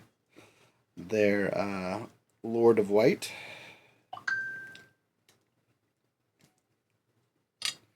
She smiles and says, "Did you learn any new tricks since the last time we talked?" A few, I think. Hopefully, it will either win us the day or impress you. I don't think Oh. those are the tricks you talk about. Is that a Belina voice or a Solara voice? Solara.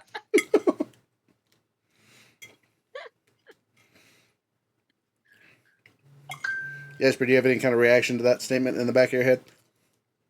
Nope. He's gonna ignore that one entirely.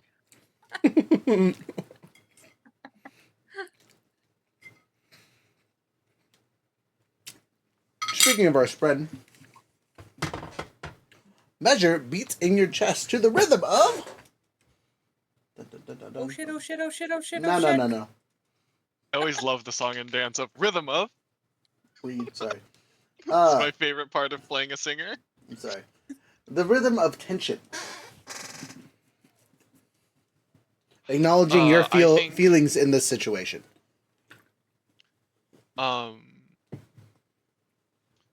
I think I respond to her, just sort of humming, sort of subtonally in my chest and throat, to the rhythm of determination, and we just kind of match each other and slowly meet in the middle as we're just syncing up, preparing for this moment.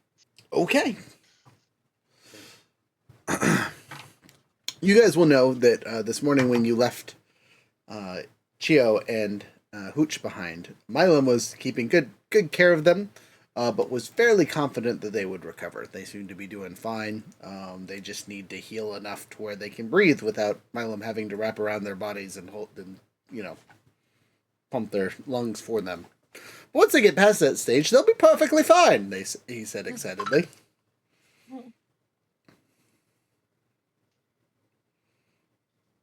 So yeah. Dun dun dun! As you guys prepare for the arena, we are using an event card. You have we're going to do a 4-tier event for a positive events, and a 2-tier event on the negative events before something good and something bad happens. Are we in combat yet? No. Right? Yeah. Not yet. Could I peek as we're walking into Shadesmar and look for the judge's seat? Just trying to sense any deceptive or like malicious intent from her, or presumably it's a scribe. Presumably. You would know that most of these duels have 3 judges. Are they not sitting together? They're all like separate. No, they'd be in the same spot. There's like an Overwatch platform. But I'm gonna say looking in the Shadesmar is gonna be really difficult because the crowd that is there is in the way. So you guys haven't entered the arena itself yet. So you don't really have a clear view of them. There is literally the arena. You're outside the arena walking into the lower bits. Cutscene inside to Valina and Bax as we slipped away to go deal with the yada yada talkie. We present ourselves and our numbers, the 5 of us versus the 7 of them. They tell us to stand... So Helen didn't join us, just... Correct. Yeah, okay. Just Ches. We give all the names that will be fighting on our side. We see the list that has already been there. Apparently the other team has been in the lower arena, as they call it, for most of the morning, preparing for the fight. The lower arena is basically the locker room equivalent. You guys also have a lower arena to walk into, but you don't have time. The match starts shortly, so you guys are ushered out into the field almost immediately. So, let me do some DM pushing of buttons really quick. Throw you guys on the board here. 1, 2, 3, 4, 5. I'm going to do my best with this map for how it is, so forgive me if it's a little goofy looking. See if I got the right one or if it's going to show my messy room. I got the right one! No messy room, let's go! Okay, so... sworn enemy, don't forget you still have that, Belina. I'm going to make this big so people can see the map a little bit easier. You guys is this from Bridge 9? This looks really familiar to me. It probably is from Bridge 9. It's from the official map books. Yeah. Oh, maybe it's from Stonewalkers. I think it is from Stonewalkers, because the other side is this but destroyed, so I think it's part of the castle fight. Spoilers, sorry. Alright, I have my reserve shenanigans all set up and ready to go. So when you guys, when bad things happen, it's good to go. I'm putting the event things where you guys can see them, so as things pile up, they will pop up here, and you can keep track of good and bad things. The map is right there. You guys can see your things and stuff. It's actually easier to see the things on your end than it is for mine, so I'm going to be using the computer for that. Can you guys read this, or do I need to flip it upside down? Northeast, west, south. Yes. It looks good for us, or for me anyway. Yeah. Yeah, that's fine. Okay, mine it's totally... The events are upside down, but that's not gonna make a difference. That doesn't change anything. Whatever. Yeah. The letters are different. You can tell me which letters you want to go, and I will move and such. Okay. It's not. The things are also messed up. I drew it like a real compass and not like a inverse one, so they're in the wrong spots. We're going to blame it on the polars of the planet here. All right, anyway. Will you remind us which token belongs to which person? So, sword lady here with the red hair, that's Evelina. This little thing right here, the little square, is Ches. The man that looks like he's constantly about to fall over is our assassin. The big red guy is our rock boy. Sorry, not our rock boy. You're not a rock boy, but you are red. And then the other guy with the swords above his head is me. Perfect. You can't see it, but I have 2 weapons, and it's foreshadowing for later. No. But you will notice I have a big ass halberd, which is a little awkward to carry when I'm not flying. Because it's 8 feet long or something stupid. And by stupid, I mean I love think it. we said so. it had like 10 feet of reach, which is crazy. Yes, yeah. Total Between nature, where anime I energy. yes, where I hold it at, it gives it that extra 8 feet. So instead of the regular 10 feet of reach, I can actually hit another square. So I have 3 squares worth of slappy. Plus all the other bullshit that I need to remember when I make my attacks. Because, prepare yourselves. Make sure you guys are at full investiture and full focus as you guys would have taken the time to do so. And as we enter the arena, I'm going to activate my super cool new item. For the first time. Thank you, my fantastic building buddy. All right, so it has 6 charges. And it takes 1 charge to activate, and then for every other charge that we use, it gives me a +1 to my Physical defense. Physical defense. Thank you. So I'm going to activate 1 charge, and then all 5 other charges. So it is full power. I'm not taking any chances here. So I am rocking +5 to my physical defense, and then a +2 to my defect. So I have a +5 defect and a 21 physical defense. Crazy. Yeah. God. Yeah. You guys will also notice that, like, as the wind would push around people, there's like you guys can see the dust hit like a couple inches away from me. It looks like I'm wearing an extra sheet of armor on top of my already silly armor that I am wearing. Mechanically, Master Builder, this thing's on my back, right? It's never actually specified on what it looks like. Right. Well, I'm asking you. What you describe what it looks like, and what the energy pulsiness is, because I assume it has a little bit of color to it or something like that. I think we said that this one had a diamond as its because this essence of a diamond, I believe, is aether, which is like gas. So I think you kind of had it on the money. There is a wall of condensed, like more fluid-like air around your armor that like is felt. It has that kind of physicality to it and sort of leaves a warping effect off of the surface. It looks wise, I think there is a diamond. It's not on your back, but it's more like kind of over center mass. Okay. Like of your in front of your chest. And there's a cage of wires like wrapped around it, and then more wires sort of going out and like looping over like your shoulders and down around the sides and down the front and sort of getting in between plates as well. And so it's still allowing a freedom of movement, but they're just it looks less like you're wearing like a strappy harness and more like this gem is this alien creature that's infecting your armor Terrifying. as it sort of pulses and glows as you activate it. Yeah, and it's full power, so you guys all see this, and I'm just like, oh, it tingles. All right. And it tries to poke it. You do not succeed unless you roll better than a 21.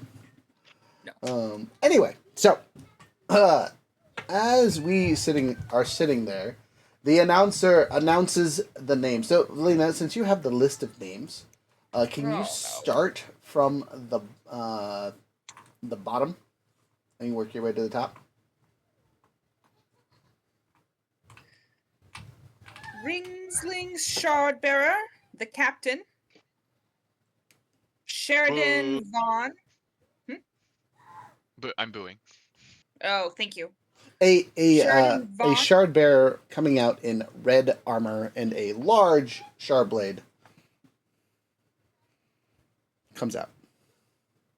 Sheridan Vaughn, the bodyguard, thug with a knife. You see a well-dressed Yahoo with a slender-looking knife, but a knife nonetheless. Harvey Matin, which is the Azish archer. Okay. You see a bald Asian archer make her way out with a large You bow. didn't file your paperwork to be good. Marvis Kelvin, the shield wall. Okay. A second Fahrenheit shard for bearer. life. A second shard bearer exits. Lovely. Perfect. Just what we wanted. Vorel Trakar, the pole arm master. He walks into the center. Travan Dolor, the mounted lancer from Okay. the Green Estate. You now realize that the information you gathered on this person was wrong. Not mounted, mountain. The mountain fighter as a humongous. Where is Rock from? The peaks. Yeah. The Horneater Pinks. A giant Horneater comes out bearing a gigantic shard hammer. Cool. So glad. So glad. And last but All not least, Lauren Vedeth, the longsword duelist. and a noble-esque looking female that you guys actually recognize from the party that you went to not that long ago comes out. She wields a very nice looking longsword. Tesh looks at I can never remember the name. Bax. Desmond? How's concession feeling? I look at you and say, after the fucking bullshit what's her face pulled? No, fuck you. I'm tempted to throw you in the front and see what happens. See if she can cut my head off. Fucking motherfuckers. Rabble, rabble, rabble. No, but I look at you and smile and say, no, I think we still got this. It's only 2 shard bearers. There's still 3 of us. And Valina. If we die, I'm gonna come back to haunt you and find a way through Spren powers to tattoo it's only 2 shard bearers onto your ass. If we die, I think I will have other problems. But yeah, okay. Cool. I will add on to said problems. I will add on that. I will become a cognitive shadow and fuck your ass up. Got it. Noted. Now that we're in the arena, Yep. Could I spend the investiture to look at the judges? Yes, now you could, for sure. I mean, you probably spent it before, to be honest, and then we're like, shit, crowd. Mhm. And then sucked up our soda in between things. Yeah, I was just gonna be like, am I able to look now that yes. I can actually reduce the judges are okay. actually right above these participants. Mm-hmm. So, as you... Okay. Do you have to make a lore for insight for it? Like an insight roll? It's yes. If I can get it automatically, but if it is particularly difficult, it will give me advantage. Yeah, roll for it. I wouldn't say it's particularly difficult. Especially viewing into Shadesmar. They're not trying to, like, conceal anything from you. They're just judging. Wait, so you do or you don't need me to roll the insight? No, if it's automatic, I'll just tell you. You can observe what types of spread gather on people, helping you discern their true emotions or motives. And then, if needed, this can grant you 1 or more advantages.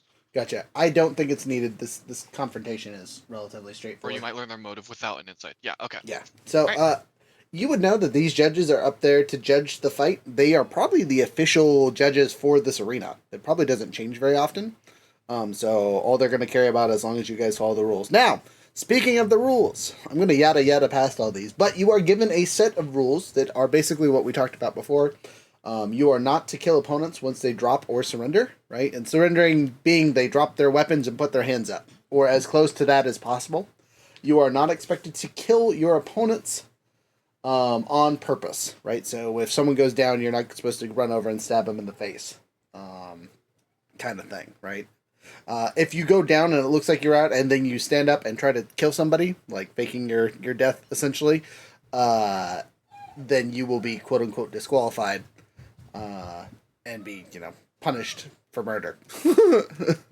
The point of this duel is not death but submission.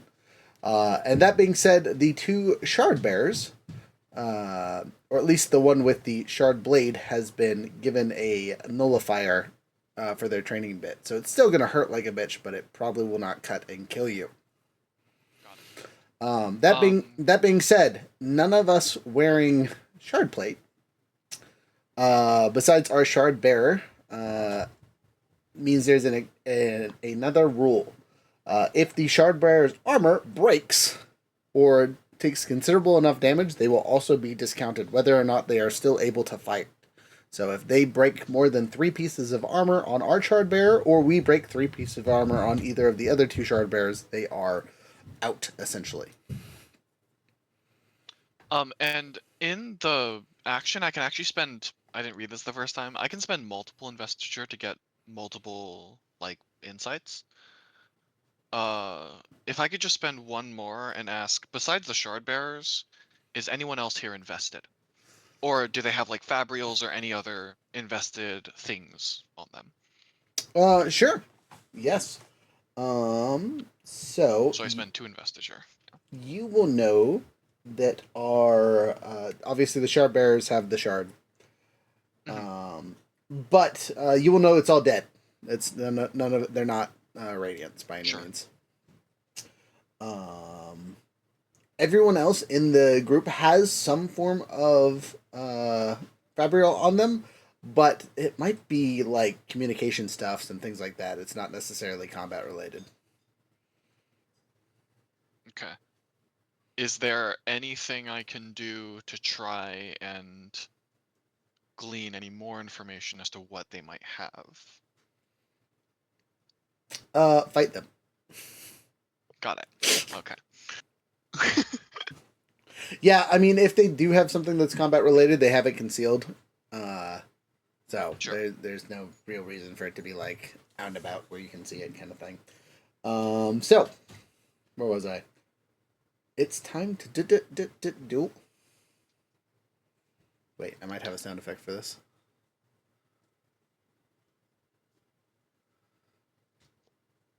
Huh? No, just kidding. So the bell goes off, and you guys begin, or you hear the judges say, "You may begin the duel now." Let's pick our turns, team. Slow. Alright. A suggestion?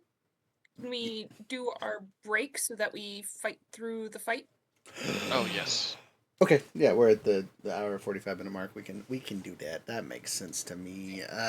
You guys are smart or something. How dare you? All right. Anyway, jokes aside, we'll come back. We're gonna play one of my songs that I've had on the playlist for what seems like forever.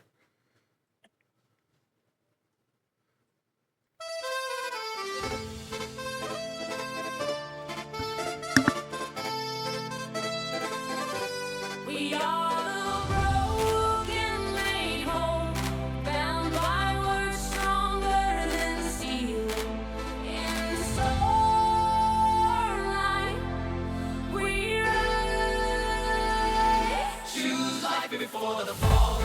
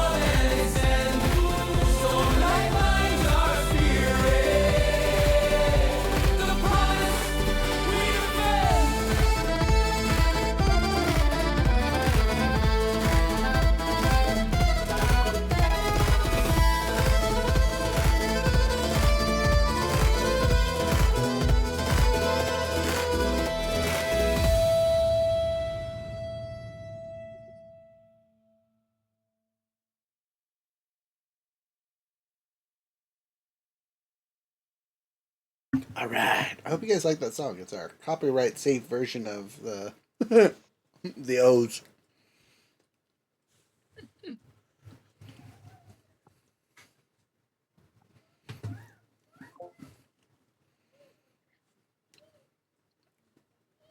Three of us are back. Veerling?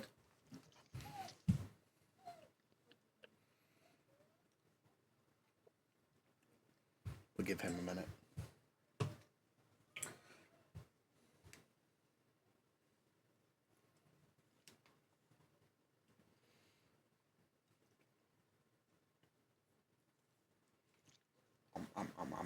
I'm eating my dinner while I have a chance.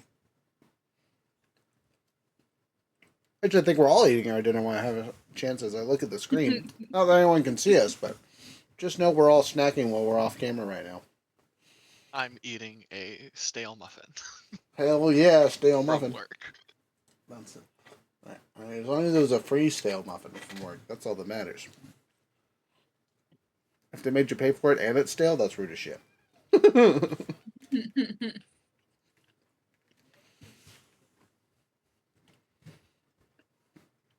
All right.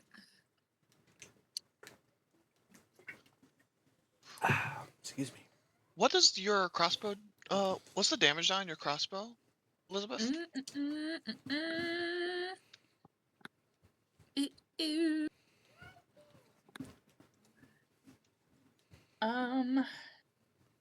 D8 plus. I have D5 here, but isn't it my strength and D5? heavy weaponry?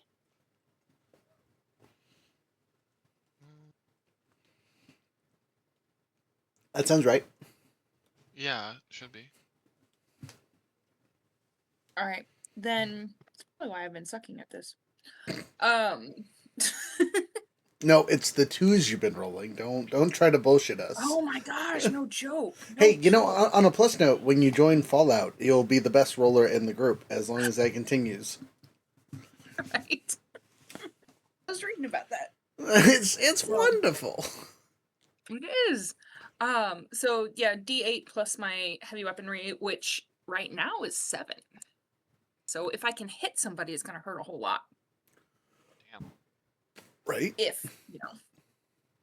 If. Oh, we don't get to see Hokey and Pokey in action. Oh. Right? Upsetting. Don't worry, they'll get their chance to shine eventually. Alright. Veerling, are you back?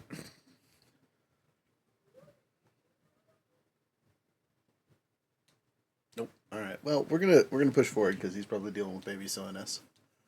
Yeah. So, as we push into it, the other rule, as they have noted that one of us is known to fly by some magical means, they are imposing a flight restriction. Basically saying if I am off the ground for more than a minute, it will be the same as fleeing. Okay. Does gravitation let you hover? Yes. Okay, so with your But, I mean, pole arm, you off could the technically ground. be out of their reach and just poke them. Well, some of them Some of will them. get to you, but Yeah, I was gonna say the it's sharp just a bears are really gonna be able to. really gonna- funny visual. Yes, I agree wholeheartedly. Also, I have a flying skill that I picked up. Oh yeah! Doesn't Yeah. that only work in straight lines though? Flying ace, move up to 40 feet, and then I spend a focus to make an attack. And my flying speed since I That took doesn't that. have to be a straight line. No, it's not a slam. It's just move Damn. my speed. Because technically, right, it's not a singular lashing while flying, right? I don't have to spend a thing to change the lashing every single time. Oh, that makes sense. You know what I mean? For balance reasons, yeah. For yeah. But if I was to, let's say, launch my pole arm at full speed at somebody and be like, "And eat it," that would have to be a straight line. But no, my flying is just like regular movement. But since I took flying ace, the jumping my movement speed up to 40 instead of 25 means I'm way faster flying than I am on the ground. So a minute is 6 turns, right? Yes.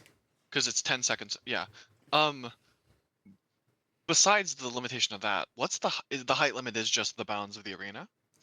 That would be the other limit they set. But as you guys know, this is a relatively short arena anyway. I mean, it's high enough up to where the crowd is about 20 feet below the pit, or sorry, 20 feet above the pit, and then the quote unquote opening or roof. It looks like it can open and close, and because of the flight restrictions that they've imposed, they close it, whether or not the weather is shitty. They've closed it anyway, so I can't fly out. So we are in an enclosed dome with about 50 feet of height that I could fly. But in all honesty, if I have to touch the ground within a minute, I will probably stay on the ground unless like things are going poorly for us. Okay, so you can't like lash one of them out up, and then they just fly up and are disqualified. I mean, I could try that. That would be funny. I don't know if my Stormlight would last that long is the issue. Right, yeah, because the roof is closed. I was hoping that if the roof was open, they could just phew. just into non-exist. I feel like my character would not think about that. Like in player, totally makes sense. In character, I don't think I would be like, just fucking eat them up. Tesh has been thinking about all of these all the time. Because You've been doing the it tactics. should be universally true. It's not just if you Yeah. are off the ground for more than a minute. Like anybody who's off the ground. Yes, but that's still assuming that my Stormlight lasts a minute. And then when they fall, however long they fall, after flying up for a minute, they don't just, become a skid mark on the ground. And again, the rules of the thing is we're not trying to kill these people. Right. Incapacitated. I do have... Go ahead. We're like surrounded by walls, right? Yes. Like it's a pit. Okay. Yes. So you can't like point them back and they go pew, off into the crowd. I mean, if I lift them up first, I could, technically, right? And then they would angle a lashing. I mean, you can, but we'd have to get the thing right? Like, they have to be in the center of the ring. If they're by the edge, like they are now, there's no way I get to them. Get them on the other side. Yeah, okay. I'm just imagining how funny it would be. It is 100% a possibility. Also, my gravitation is a +7. Jesus. Because I have it's one of my +3 skills. That and progression are both my two high ones. Division and light weaving are both +5s. Or sorry, a +5 and a +6 because my awareness is a 4. My transportation is +8. Gah! Can we use it? Can we go to Shadesmar whenever we want now? I can. I still have the thing. I feel like that's going to be very important later. Just as a note. Uh-huh. Hold on to that. Don't trade that But for nothing. I have to activate it, right? I can't like activate it and toss it at one of them and strand them in Shadesmar forever. No, you cannot do that. But that would be funny. Just, what did you do to him? He's gone. He's still alive, I'm pretty sure. He's alive. Allegedly. Yeah, for now. Next couple seconds at least. We have no way of knowing if he's dead, so therefore we must assume he's alive. Horrible logic. I hate it. Anyway, Beerling, you back yet?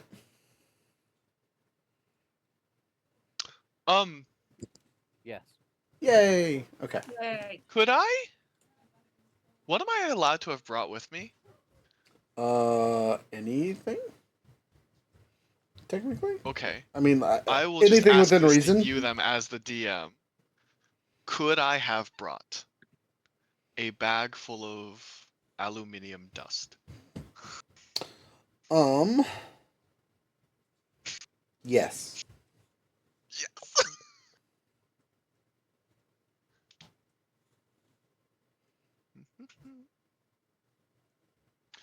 Did you want to add like a number of charges that it has, quote unquote? One use. One use. Okay. Once you let the cat out of the bag, it's kind of hard to contain how much you're throwing at people without separating it. Also, it's only a small bag, like literally a. Yeah, just like a little cocaine baggie.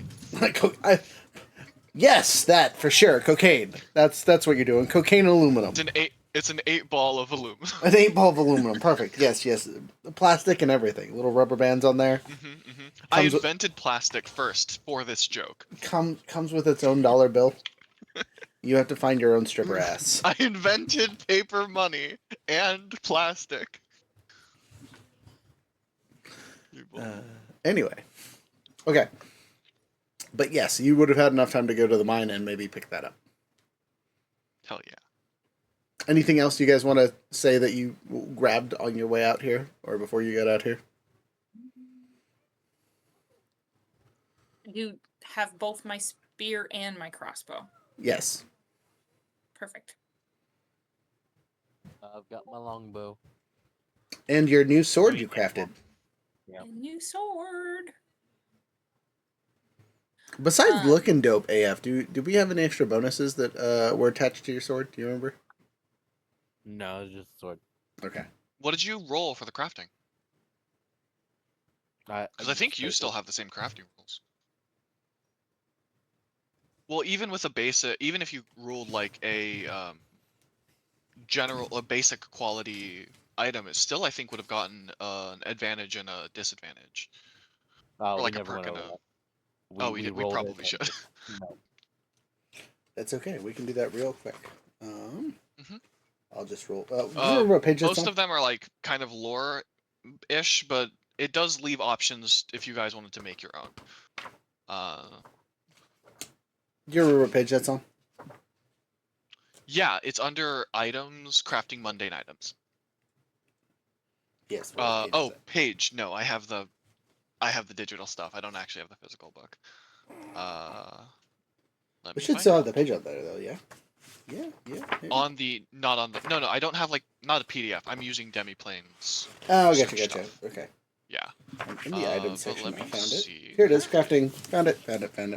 Page 256, or sorry, 265 is where it starts. So, upgrades and drawbacks. Dear friend, roll a d6 to see what the upgrade to your sword is.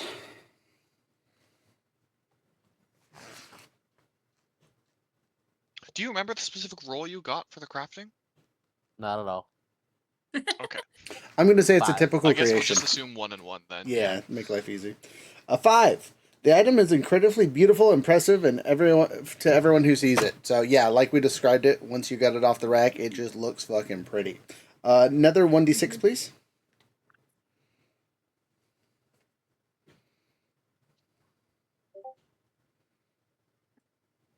Two. 2. Lame. You accidentally damage your tools or facilities, depending on whose facilities Jasper, are you fucking.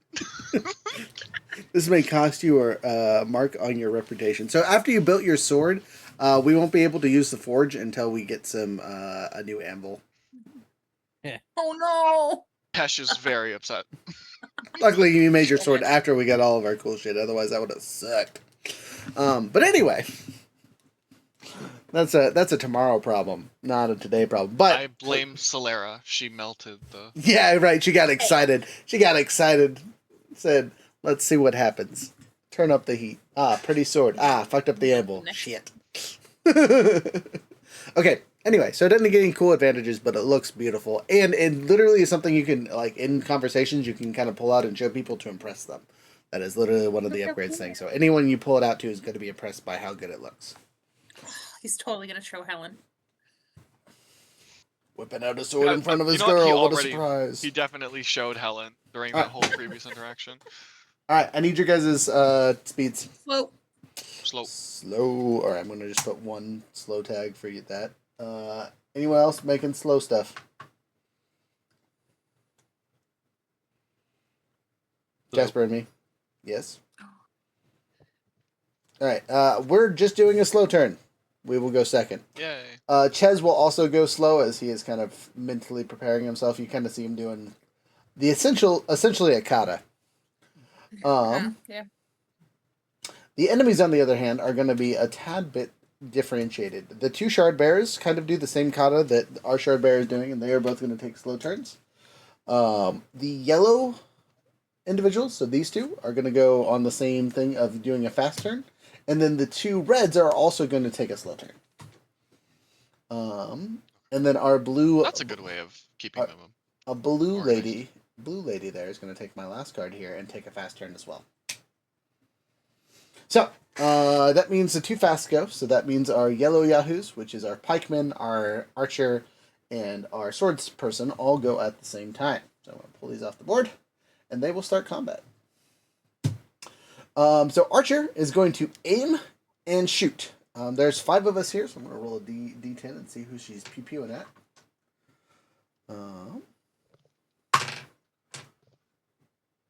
She's trying to break that shard bearer off early. So, with the aim, she gets the accuracy bonus, so she gets advantage on this roll. Doing a looks like a longbow. So she's rocking that D8. Right, that's what longbows do. I gotta look at my stats. Sorry. No, I think it's a D6, but It it is just a has D- much longer Yeah, range. much longer range, and you get to use your strength bonus. So. Shard bearer dodge. God, not even close. 3 pluses. Misses terribly. Yay! All right. Next is our polearm guy. He's going to use one of his movements to move. 1, 2, 3, 4, 5, 6. That was her whole turn. Aiming Oh, and she shooting. gained advantage. Yeah. Oh. She aimed. She says, "I got that ass." Anyway, he only has to get that close to hit any of us. Actually, can he hit any of us? Nope. He can still move 6. That's fine. But once he gets there, he's going to use his secondary action to set up a attack. So when someone gets in range, he'll make his attack. I don't think that's allowed. Holding an action? The game has the ready rules are really weird. We discovered this while we were playing Stonewalkers. Oh, it's a two Uh, thing to ready action. Yeah, so it's 1 action to ready plus however many actions you're actually using for the thing. Wild. Okay, you are right. So if you have to, if attacking takes a strike, then you need the ready and the strike, and both of those are spent. Gotcha. So he couldn't move in that case. Wow. So you can move and defend? He can brace. All right. Yeah, you will love notice. You, Rook, but we got to keep honest. No, you're good. I'm not even upset. I thought the ready was a singular action. And yeah, we did too. We were so confused when we discovered this. It's dumb. The reason why we discovered it is because it said different things on the different rule sheets. Yeah. In one of them it said ready was 1 action, and another it said it was 2. And the reason why it said it was 2 is because it was assuming that whatever you're choosing to do afterwards was a single action. Which is just wild. But regardless, no biggie. He'll use the brace. As you notice that his polearm is a defensive one. You've seen this upgrade on other polearms before. So he takes the brace action, ready to absorb some strikes. And then our other fast mover is our duelist here. 1, 2, 3, 4, 5. And you will notice that she uses her leadership to inspire her friends. Maybe. Oh yeah, great roll. Fucking. She succeeds. All of her allies gain the ability to have an extra action. Jesus. On their next turn.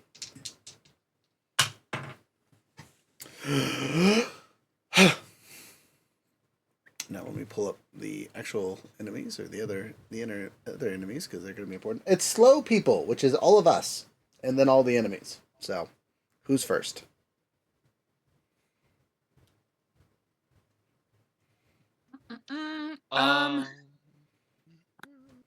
You can go or I can go. I would like to try something. Okay, fire away. I only have the 1 charge of the aluminum dust. Okay. But, if possible, I would first like to make a crafting test. Okay, that's an action. To convert one of my projectiles and either coat it in or fill it with the aluminum. Okay. What kind of projectiles do you have? I think they're mostly spherical, but if no, what kind of allow me, what kind of pardon? What kind of? Oh, for your railgun. Yes. Yeah. What you could do, for this crafting check is set up your rail, you just shove the powder at the end. And if you fail terribly, which I will make you roll a It Matters dice, there will be bad complications to it. But make your crafting check to see if you can even attach it successfully. But otherwise it will fire normally and have an added effect, depending on what you roll. Okay. Alright. Sorry, did you want me to... it wasn't quite clear. You wanted me to add a plot die to the crafting? Correct. Okay. To the craft. Okay. Oh, God, this is a bad idea to do right now. Please. Okay, nothing on the plot die. Okay. 18 on the crafting. Okay. You are 90% sure that how you have placed the bag at the end of the barrel, essentially, or the end of where the thing, your projectile will catch it and make it hit whatever you hit with the bag attached. Basically, Great. you've tied it to the end of your non-existent arrow. Is theoretically how you're having this work. Okay. Okay. And then I would like to roll. If I hold on, I have to check and make sure I do remember how this works. Okay. Pardon me. You're good.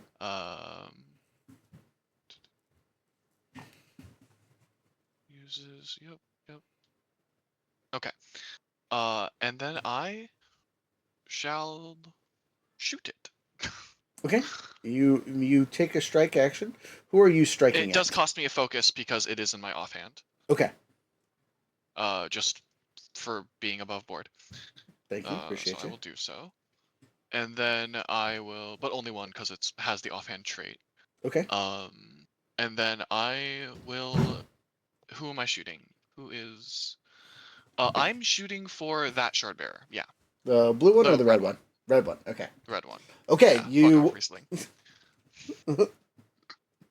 Yay! Wonderful. Shooting the elite. Fire away. Okay. All right. And this is my. I do have advantage with this because they are amplified. Which is like a upgrade condition. Okay. And then it is this plus. I can't remember what the damage die is. Oh, there it is. Okay. Pretty good. Okay. Does a 19 hit? A 19 hits. Wow, their defense is way lower than I thought it'd be.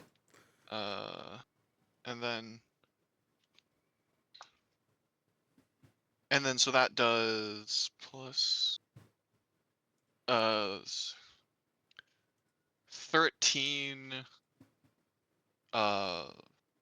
13 impact damage. Okay, you do So 13 it will be impact. affected by deflect. Okay. You hit this shard plate with the augmented ammunition, as I will call it politely. It is not effective. You will see that the shard Damn. plate kind of glows for a second, but as it is glowing, the aluminum powder splatters all over the shard plate. And our elite warrior here looks like he's frozen in place. Okay, so it wasn't useless. For a second, I thought you just said it does nothing. No, That was really good. mechanically, he just burned one of his charges to negate the damage. Okay, still great though. Yeah, That's he's rad. the armor's locked up. Okay, and that used my charge, right? That's Correct. the. Okay, so that's the 8-ball done. I have done my bump of coke. Fantastic use. Good job. You have a third action. Yes, I do. And then I will. And then I would like to spend another investiture for cohesion, raise a wall for me to hide behind. Interesting choice. All right, you bring your investiture. Make your cohesion check.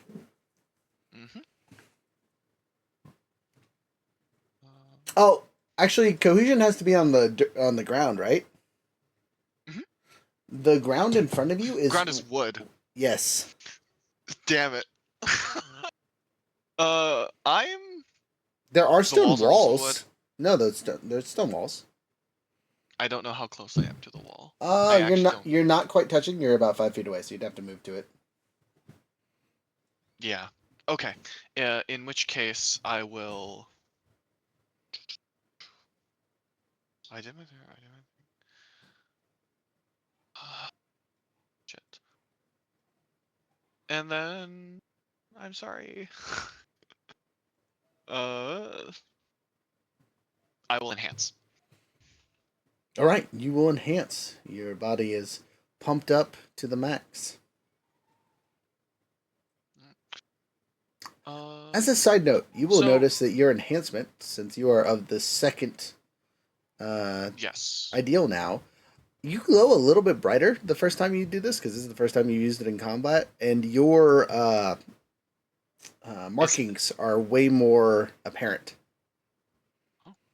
Okay. Rad. Yes. So then Almost I can. almost Oh seeable no! through Enhance your doesn't take an clothes. action.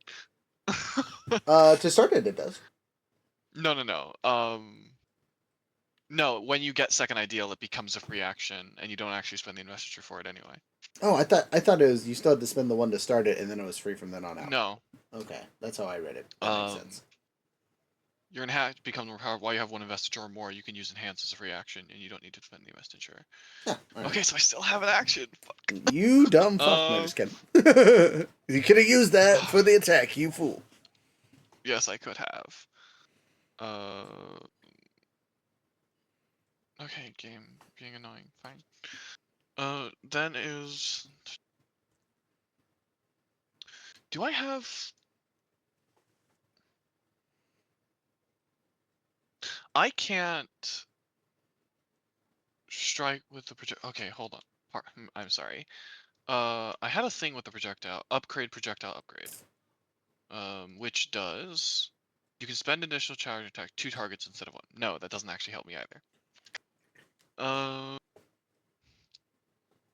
I will move then. Yeah, nothing else I can do. Okay, you want to take a step back towards the wall, or go to a different part? Yes, please. All right, you move back a step. Yeah. Okay. Yeah. Sorry. You are now. That's my turn. You can now touch stone if necessary. All right, next.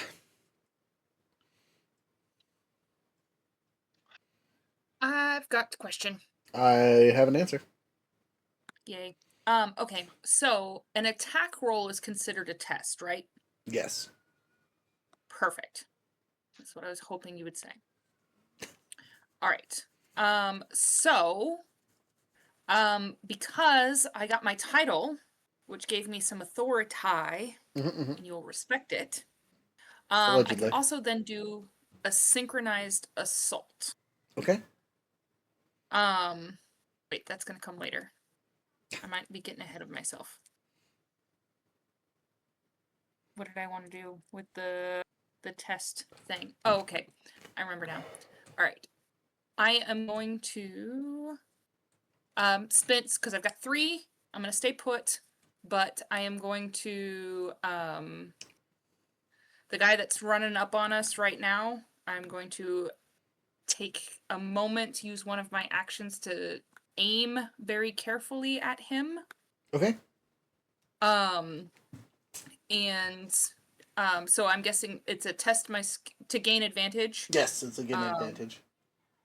And so I have to test a skill against his skills. It's interact or use. Yeah. Test the skill against your target's corresponding defense. On the success, you get advantage. Okay. So this would. What skill are you using to gain a better aim at him? I think presence, like looking at him, looking at how he runs up, the style of fighter he is.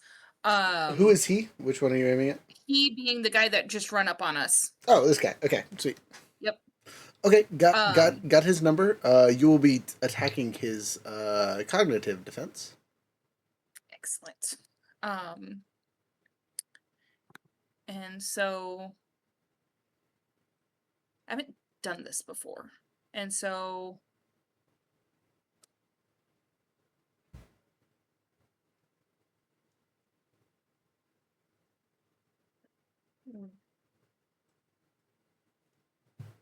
what am I rolling to gain the advantage? I guess is my question. You're doing against your presence, right?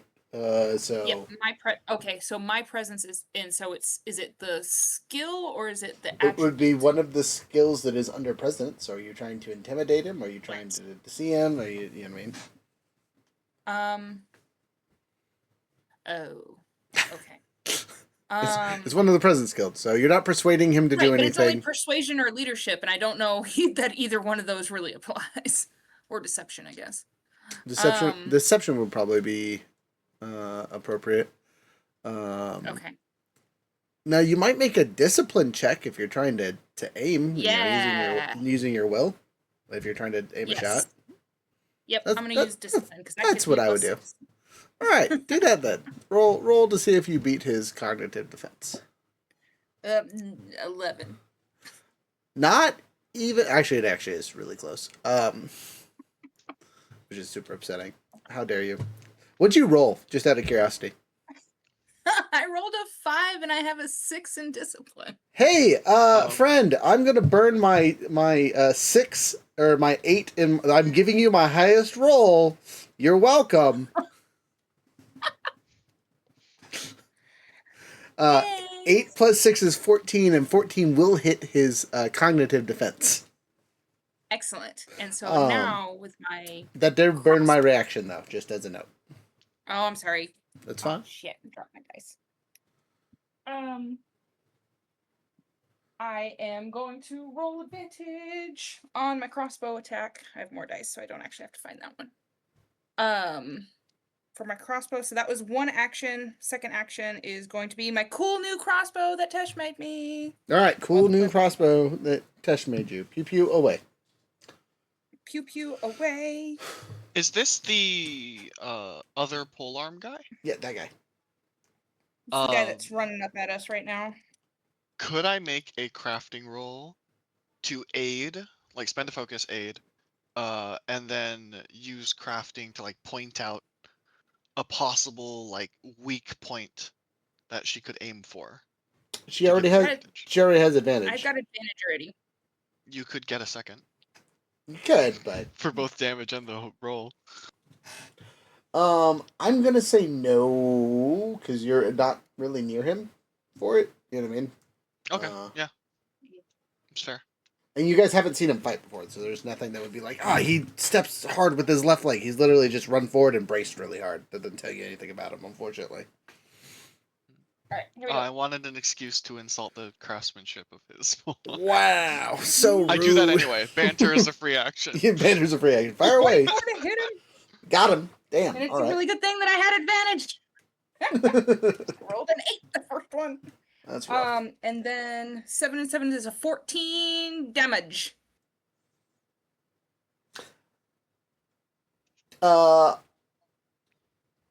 You also need to roll at a disadvantage.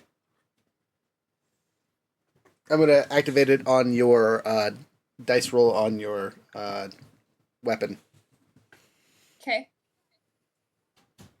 Why am I rolling at a disadvantage? Because he braced. Oh, right. Oh, yeah. 7, 8, 9, 10, 11 then. Wait, so does that just cancel out her? No, because I did it on a different dice. Okay. She- Oh, on the damage. Yes. Right. Okay. So, you take So the lower 11 two. for Mr. Polearm guy. Okay. You see he deflects some of it, but still takes a good bit of hunk of ow. And then so I'm going to use through the fray as Okay. my final action, which is a leadership talent as well. And because I got my authority, it can go up to 40 feet. But I haven't done the math to see how far away you are, Bax. I'm within 40 feet by far. Excellent. And so, oh wait, you've already used your reaction? Yes. Okay, disregard. It's going to Jasper then. Okay, Jasper. You can gain advantage as a reaction or disengage. Jasper, you get to choose. Do you want to have a free movement to get away from somebody, which you're not next to anybody, or do you want to have advantage on your next attack? Advantage on the next attack. That sounds smart to me. All right, speaking of, you want to go next? That'll work. All right. Do you move up to the guy that is stationed there to whack, or do you move to someone else? Nah, let's go beat the guy that's in front of us. Okay, so one action to move, I assume? Yep. Okay, as you do so, he swings his polearm because he... Oh, no, he didn't. He didn't really do that action. Doesn't. Never mind. I lied. He's still braced, but roll to hit. So you have a disadvantage on this roll and a regular advantage. I am going to instead just cancel them out on the first time this time to make life easy instead of lowering your damage. Gotcha. I tried. No, it's good because otherwise he'd have a disadvantage. So True. you made it a fair roll. 15 to hit. 15 to hit.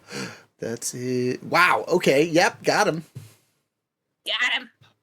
10 damage. Okay. Solid. It hurts, even with his deflection. Is he bloodied? He's way past bloodied. This is just a dude. This is just a dude. Wow.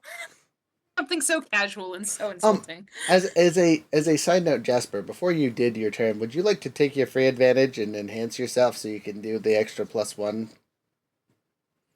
Yeah, that sounds like a good idea. Yeah, why not? Okay, I'm gonna retcon that since we established it's a free action, and it would make sense for you to do so as a second idea character. You burst out in your light before you do this attack. You hit him with the thing. That +1 damage puts him at 0, knocking him out. Nice. Solara's in his ear going, yeah! You still have one action.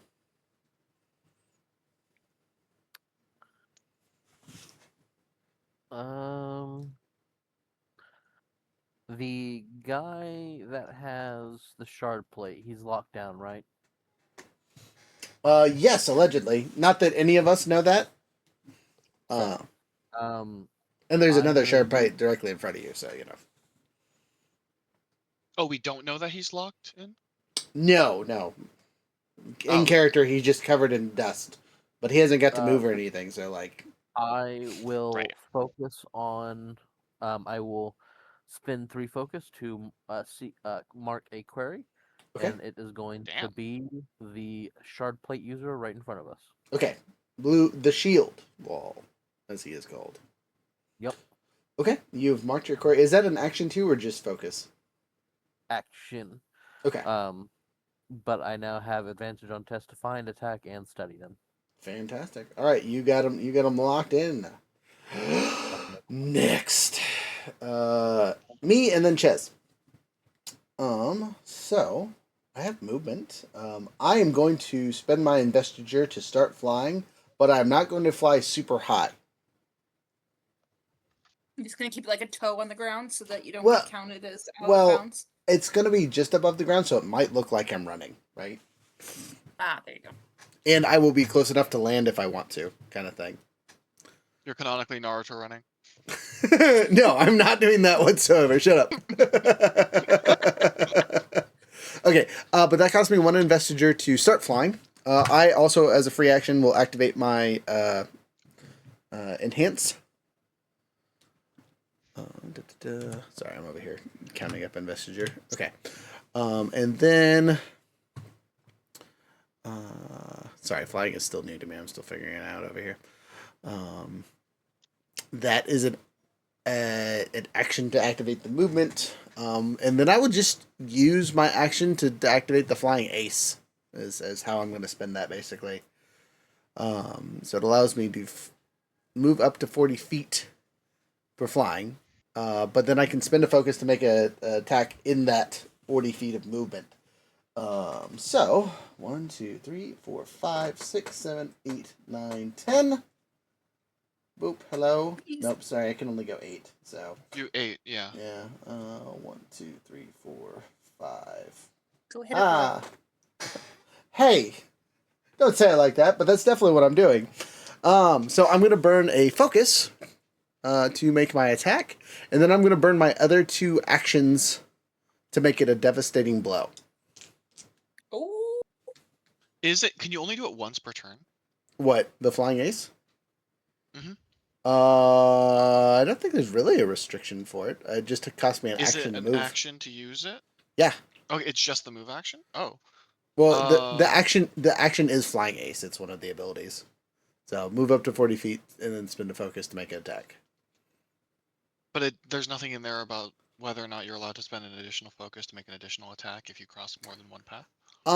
It just says a focus, so I assume it's a limit of one. Yeah, okay, that makes sense. Because Because I was wondering, with your extended reach, there are shenanigans where you could move within reach of like multiple people. well, Not I mean, sure actually, about both, technically, but- I could go here and then hit this one because I have fucking 30 feet. That might be actually Yeah. way funnier. I'm going to do that. Thank you for that suggestion. The archer who shot at our boy just gets the thunkening from downtown. Where's my D8 for the damage if it hits? And then devastating blows adds 2d8. So I'm actually rolling 3d8 on the damage if I hit. And I'm invested with all the pluses, so I have like a plus. Isn't devastating blow a separate action? It's 2 actions by itself and adds 2d8 to the damage with the weapon. Oh, but you can attach it to the flying ace strike. I'm going to say I can because it doesn't make sense not to. Because generally it replaces the attack action. Oh yeah.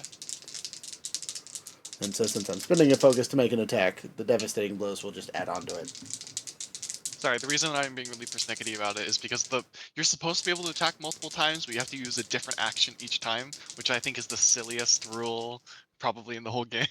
I agree. Hey, you know what? We're also going to use risky behavior, which allows me to spend a focus to raise the stakes by 1. So I'm going to do that. So I'm burning 2 focus on this round. Bringing me down to 4. Wink, wink, smiley face, leadery type. Fill me back up in a minute. Yeah, I'm listening. I've got. All right. You roll spent 2, which brings you down to 4. Yep, and then we're rolling it. All right. Ooh, not great. Hey, I'll take it. That's a opportunity.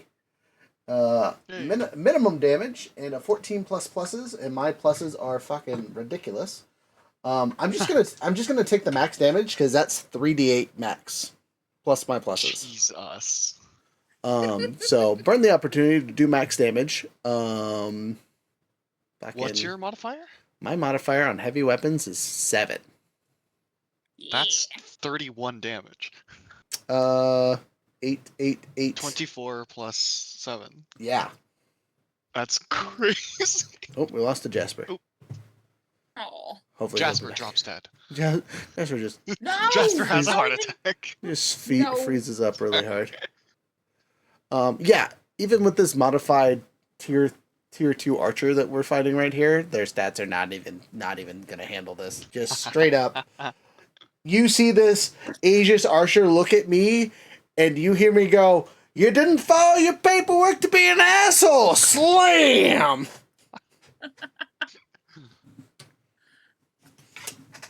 They are immediately downed. The crowd has a slight reaction to that. I bet. He's It is- allowed to be racist. He's Asian. it isn't like, oh god, He got the card. I just want you to know that was like 6 points above her health. She only had 24. Jeez, so she's dead. Yeah, I probably just snapped her neck or something, or it came down on her shoulder and just done. All right, but everybody else, like, probably not the shard bearers, but like the other 2 have got to have a reaction to that. It's not good. No one was happy with that strike. Now, to be fair, I am going to say non-lethal, just for hey, someone talking. Hello, talking. They're sending emotes. I love it. I am doing non-lethal, calling that out ahead of time. So it didn't kill her, Okay. but she got goofed. I took the flat side of all the blades. You know what I mean? Just slapped right in their silly face. All right, done. The archer is out. Next, that's all I can do. I did all my things. Ches? And Ches! Tesh is who we have left? Tesh already went. Tesh went. Tesh was first. Ches, yeah, is the Oh. first one to do stuff. So let me look at his little stats here and what his tier level is and all that fun stuff. I had to click buttons, so give me a second here. He's a tier 5 boss. No, he's not. You guys unfortunately rolled not so great with the polls today. Your little help was just a little help, but you have to be outgunned and outnumbered. So, you know. Which we are. Thank you, community. They're So- so mean.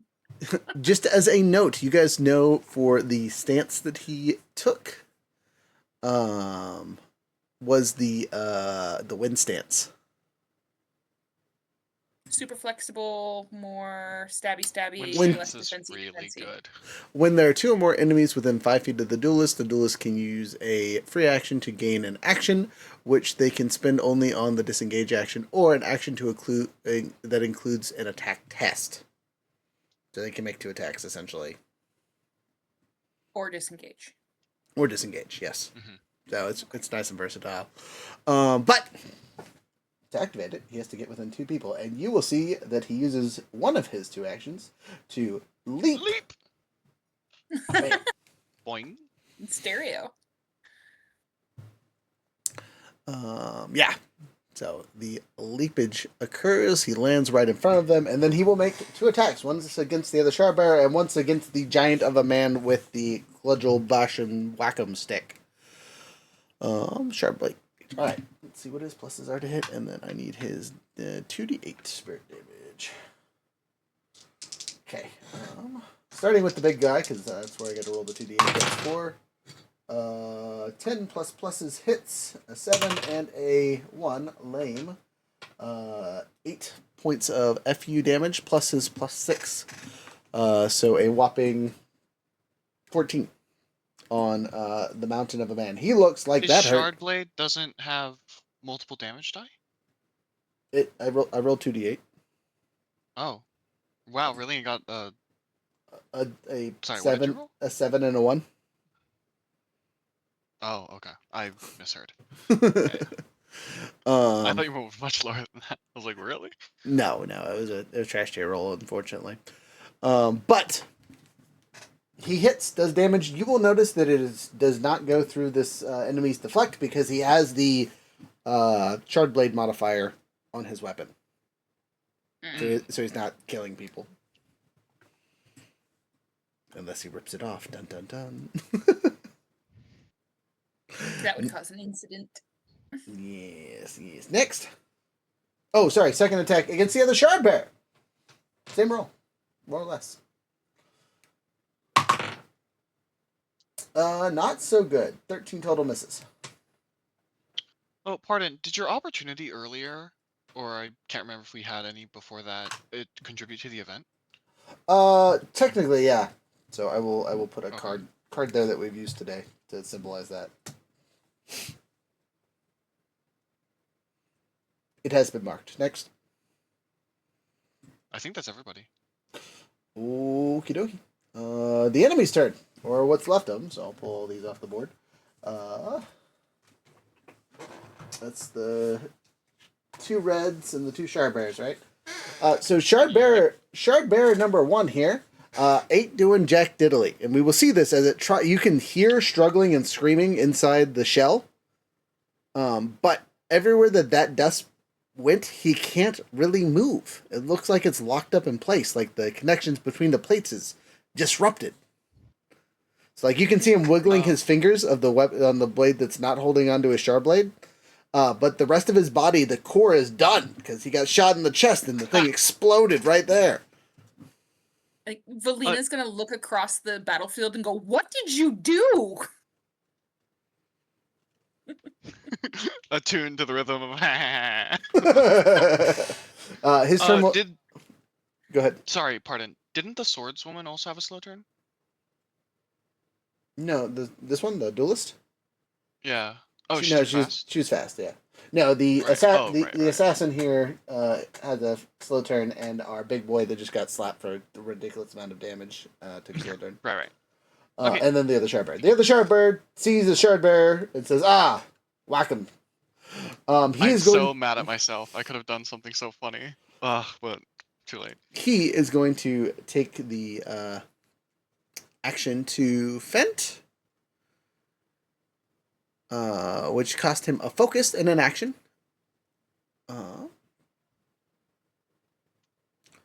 If the duelist fails, he loses. The duelist can. Okay, so let's see how he rolls because it's against our shard bear's cognitive defense, which isn't amazing, but it's also not bad. heavy weaponry. Where's this skill at? Sorry, I gotta find it really quick. +6. Okay, that makes sense. Ooh, dang! 18 plus pluses. All right. Haha. No, it's a 4. As he confidently takes a swing, you see a flash of red light burst in front of him. Obiki then disappears, and he misses horribly. Or, I guess, loses Oh, it's focus. not a great day for you, is it? Yeah, right? Let's see here.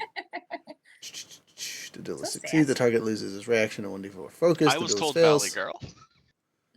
If the duelist fails, the target loses 1 focus. The duelist can spend. So the duelist fails, so the target loses 1 focus, and that's it. But, okay. Our boy lost 1 focus. What a bastard. And then, from there, he still has 2 more actions. So, you notice he was in the flame stance, which is kind of negated because he has a buddy next to him. He's going to change his stance for an action into the wind stance, which isn't super helpful, but it's still better than what he has because the flame stance with an ally next to him is not good. And then for the action, he's just going to take a strike. And he has an additional action to disengage if he wants to? Or no, because he's not surrounded by multiple enemies. Yeah, he needs more than 2 people or more to activate it. Got him. At least that's how I read it. If there are at least 2 or more enemies within 5 feet of the duelist. Anyway, 15 plus 6, 21 hits. And then 2d8, 7 and 1. Wow, what the fuck, guys? Does the same amount of damage our ally did to him. Our ally burns one of his charges to negate the damage. Alright, next. Big Whack'em Stick Boy has 3 actions. First action is going to be a grapple, as he takes his free hand and grabs our handy dandy Shardbearer. You don't think you've ever seen anyone make this mistake before, but he's doing it right here, right now. God dang. 23 to hit. Got him. Even in sharp plate. Says, hey, your ass is mine. And just grapples him. He has been grappled. And then he takes his big old bunkum stick and has advantage on the hit. He is going to use advantage on the damage, though. I rolled a 19, so fuck this Shardbearer, apparently. Oh, bunkum stick, where are you? D10, there it is. Oh, needed that advantage. Yeah, that's way better. Alright. He does 15 points of damage, which makes our Shardbearer burn a second charge of his charges. And then, from there, the bull... Pardon, what do the chargers do again? They add an extra 10 to the deflect. Sus. Okay. That makes sense. Yeah. And then, from there, he has a move action, and since he's grappled, he can just move our boy. He pulls him against the wall, so he's now in between the wall and the other Shardbearer, grappled. Poor Ches. The man's got him like a The spider opportunity monkey. to do the funniest thing. All right, assassin lady. Whoop. Maybe she's the last. And then stabby, stabby, stabby, stabby. Let me get to the right thing for this. Sorry. And now I gotta zoom in because every time I change different characters, it messes up my sizing. Oh, it's gonna hurt. So, for the first action was obviously the movement. The second action here is a pack instinct because she's within 5 of an ally. They get advantage as a free action. And then... Within 5 is adjacent square, right? Not yes. Within 2 squares? Okay. Yes. Yeah, they have to be in a square touching you, essentially. Mm-hmm. Oh, you know what? I'm looking at the wrong character. It's Axe Hound, not Assassin. Yeah, I was like, pack instincts. Is she like a werewolf? Sorry, killer instincts. There we go. After the assassin ends a move action within 5 feet of the enemy, and if the assassin is moved at 20 feet this turn, they can use the gain advantage action as a free action. You Which didn't. you did not. No, that was only 10 feet. I'm glad I read up on this. How? I think technically she could. Oh, it has to be a straight line, the movement, or just No, within at least 20. it just moved at least 20 feet this turn. So could think have went 1, 2, 3. No, Yeah, I was about to say. 1, 2, 3, 4. There we go. Or she could like loop around as well. No, On the yeah, other that, side and that counted. attack, But or... yeah. Either way, that's good. She can do it. It just looks ridiculous. Like she steps back and then runs and pounces. Is basically how that goes. This is an additional form of Naruto running that you have canonically introduced into our game. I'm sorry. I'm not trying to. I swear. Anyway, stabby, owie, owie. She That makes. is her legal name. She's gonna Sorry. burn both of her actions with advantage on both of them. On her dagger, one regular, one offhand, burning focus and whatnot. You can do that? She can. She can. Oh.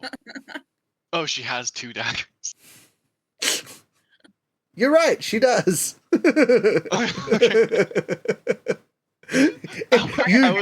You didn't see it, stabbing Toby. with one hand and throwing it to the other hand and then snapping again. Anyway, stabby, owie. And She earned that name. well, we'll see if she hits, because then she can activate extra bullshit. Anyway, first strike. Triple. Good luck getting past my AC. Even with her pluses, I have a pretty good chance of avoiding this. Oh yeah, you're at 21 right now. Yeah, 3 and a 7 are not going to hit me on the first strike. So she can activate a graze, I guess, technically, for a focus. And then focus again for an extra 10. So she does 12 points of damage on a miss, which is some What's your bullshit. deflect right now? 5. So I'll take 7, and then the second attack, with all the fun stuff here, is a 5. Still has an advantage though, and a 19. And I say now it's a 6. Ah! But I'm out of my dice now, so no more of that. She's already used Graze once this round, so she can't use it again, right?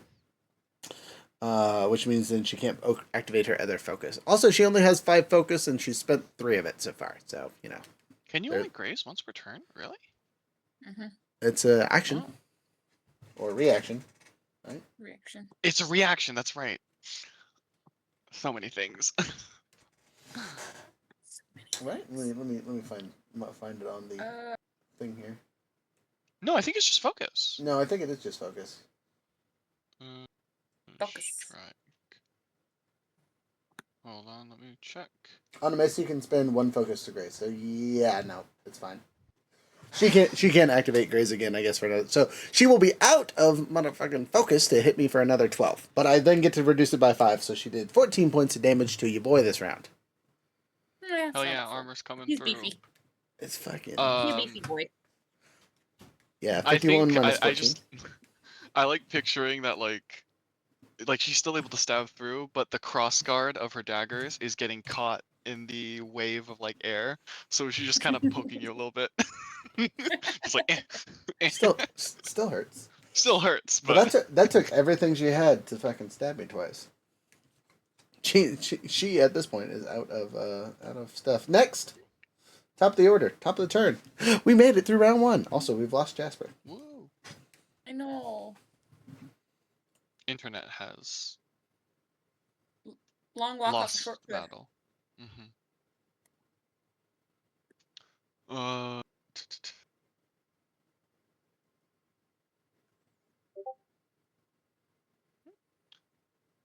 All right. I am gonna go slow turn again. I would also like to take a slow turn. Okay. Wait, hold on. 1, 2, 3. I I feel slow turn is probably our side's agenda currently.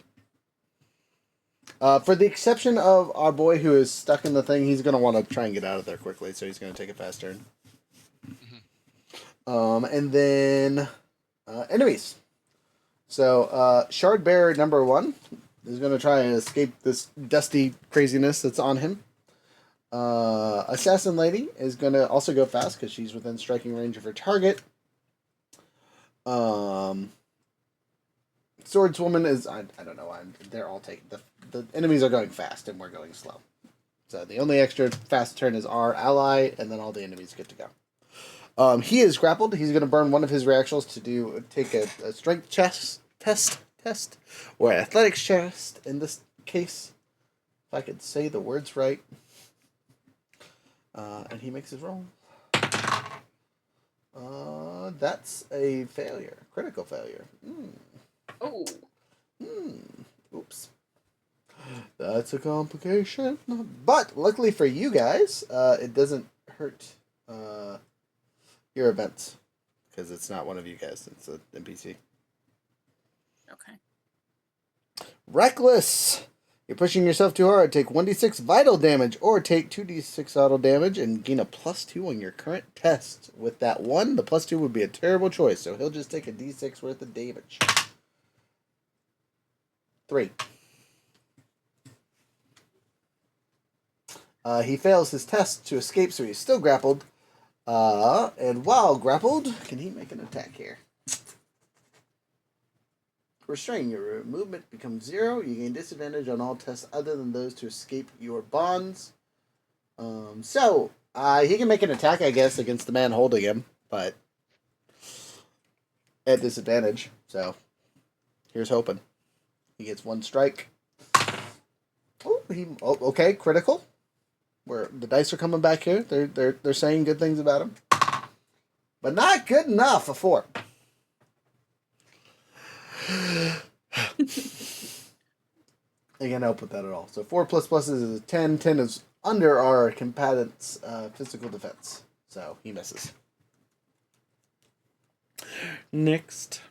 The enemies. All the enemies. So we're starting with Grapple McGee, and I'm just going to work my way this way across the board.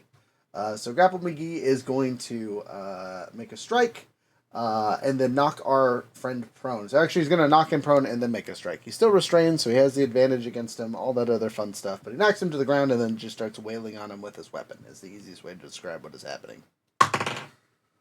Or not. 11 ++ hits barely. So he hits. I need to find the D10. There it is. But he didn't get knocked prone. No, he's definitely knocked prone. That was just an Oh. action. That's just a movement action that he got to take.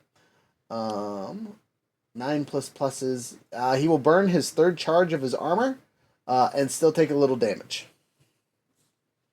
Ouch. And then next up is the Shard Bearer standing over him, and you see he just takes a swing and then a slam, just bashing him with his feet. So he takes his weapon and takes a swing at him, and then he just crunches him with his feet for 2 actions. And then his 3rd action is to trying to think of what would be an appropriate action to take here. He'll I should probably just look at the character sheet and see what actions they have to take. Shard Bearer, scrubble down, zoom the fuck in.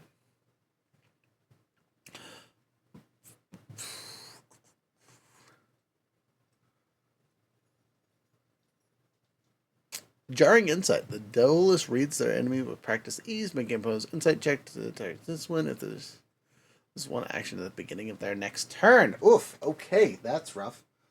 Alright, so it's opposed checked. Ooh, but he critically fails, and our friend rolled a 9. So, wins. Fails the check, so wasted action. But he still is taking 2 strikes. So, strike number uno. At advantage. Hits, but not crits. And second strike with his feet. Also at advantage. 14 ++ is what. So he takes a lot. I mean, Let me do some math here. So first one is a 4, and second one is a 3. So 7 plus 6 is 13 points of damage. He will burn his last charge on that one, and then he will take the stompy foot damage from the shard bear here. He's getting his butt kicked. He's getting stomped, yo. And instead of doing damage and forcing thing, he's gonna instead focus it on breaking a piece of armor. So you see a piece of shard plate shatter. Shit. All right.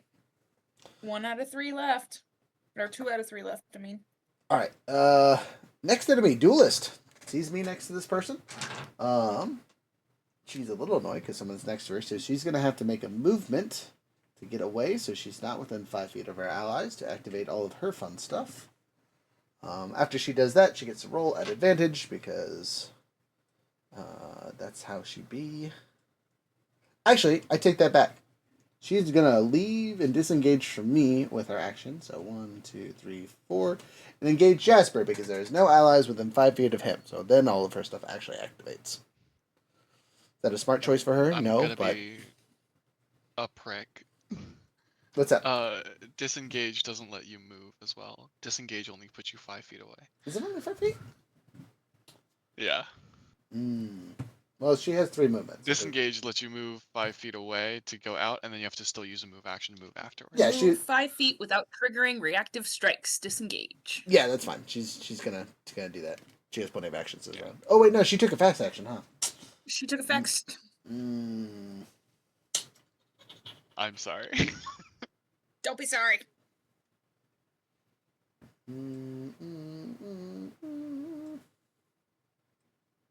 No, you're good. Let's see here.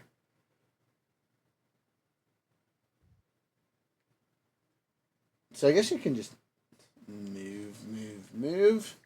Not that that does anything because we are not using D&D tactics here. So it doesn't matter if I'm surrounded, but you know it looks menacing. I am next to her allies and not by myself, so she doesn't get the free advantage. But instead, she can just make her regular attack with her long sword. So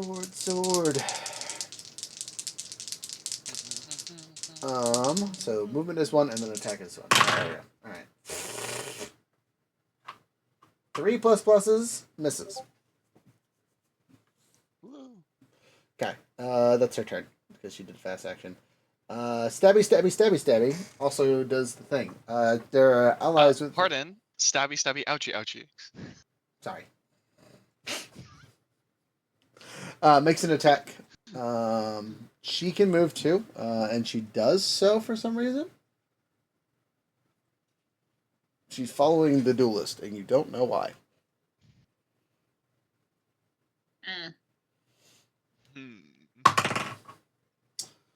15's still a pretty good roll. With pluses, gotta look at the number here. That'll hit even through all my armor. Damn, yeah. And that means she does a whopping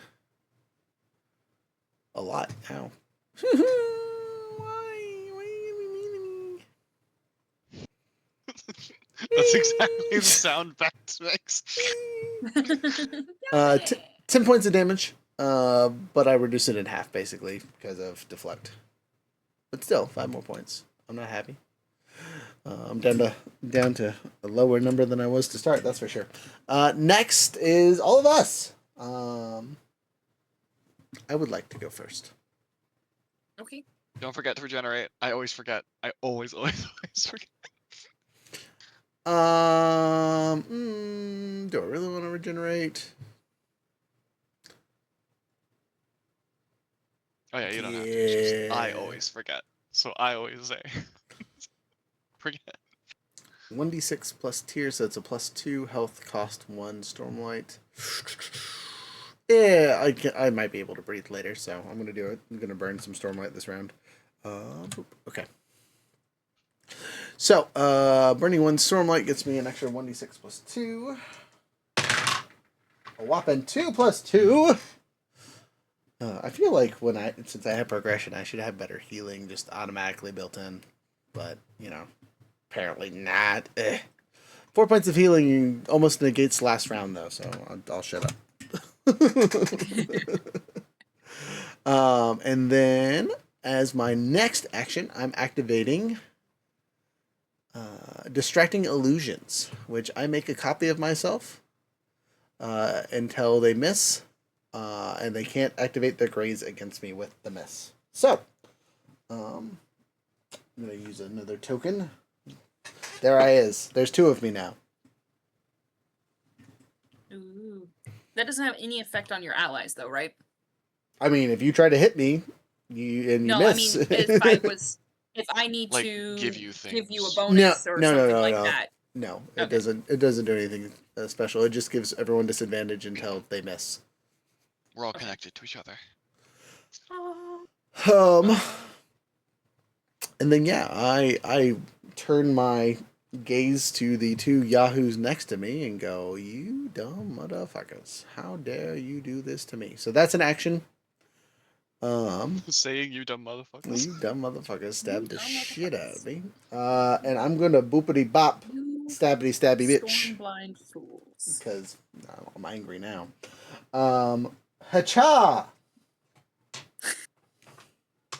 Full power. You know what? Actually, way funnier. You're also within reach of the duelist as well if you wanted to. Yeah, yeah. Just this is gonna Do this is the gonna. full Wait, circle. wait, hold on. What? You're in reach with the shield wall.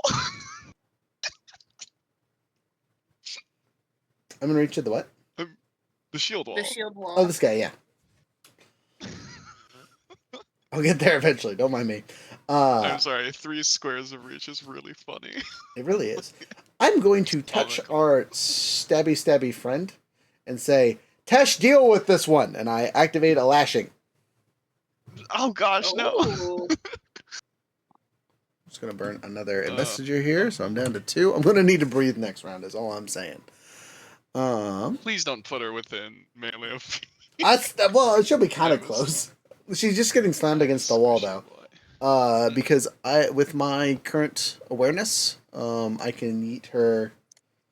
Because my fly speed is 40, so my yeet power with my 3 pips of gravity is what?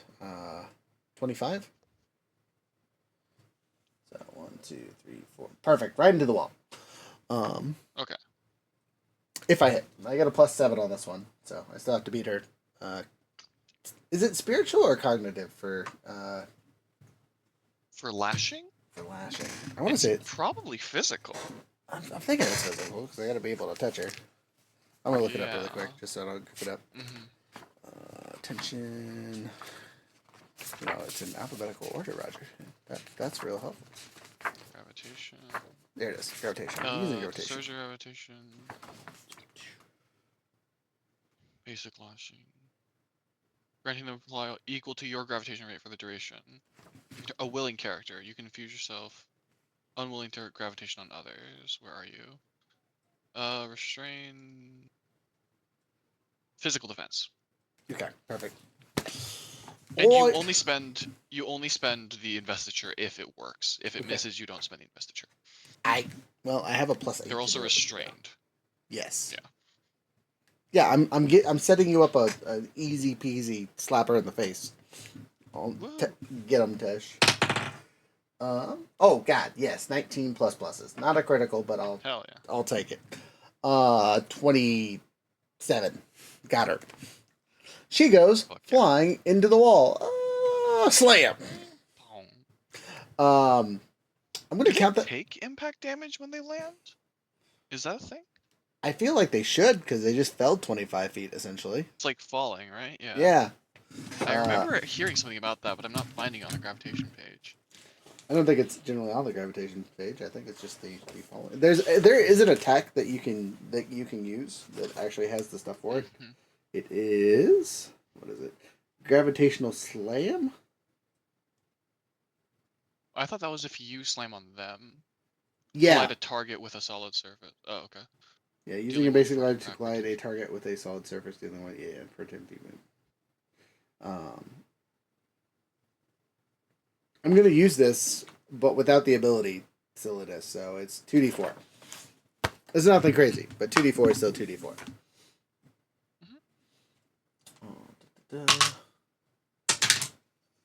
fucking 3 and 3. So they take they can use their reaction, right, to have. That's how the ability works. Target can avoid danger to have damage. Yes. Though spend. No, she doesn't have any focus. She's not having focus, so take them 6 points of damage, lady. Bam. And she is restrained.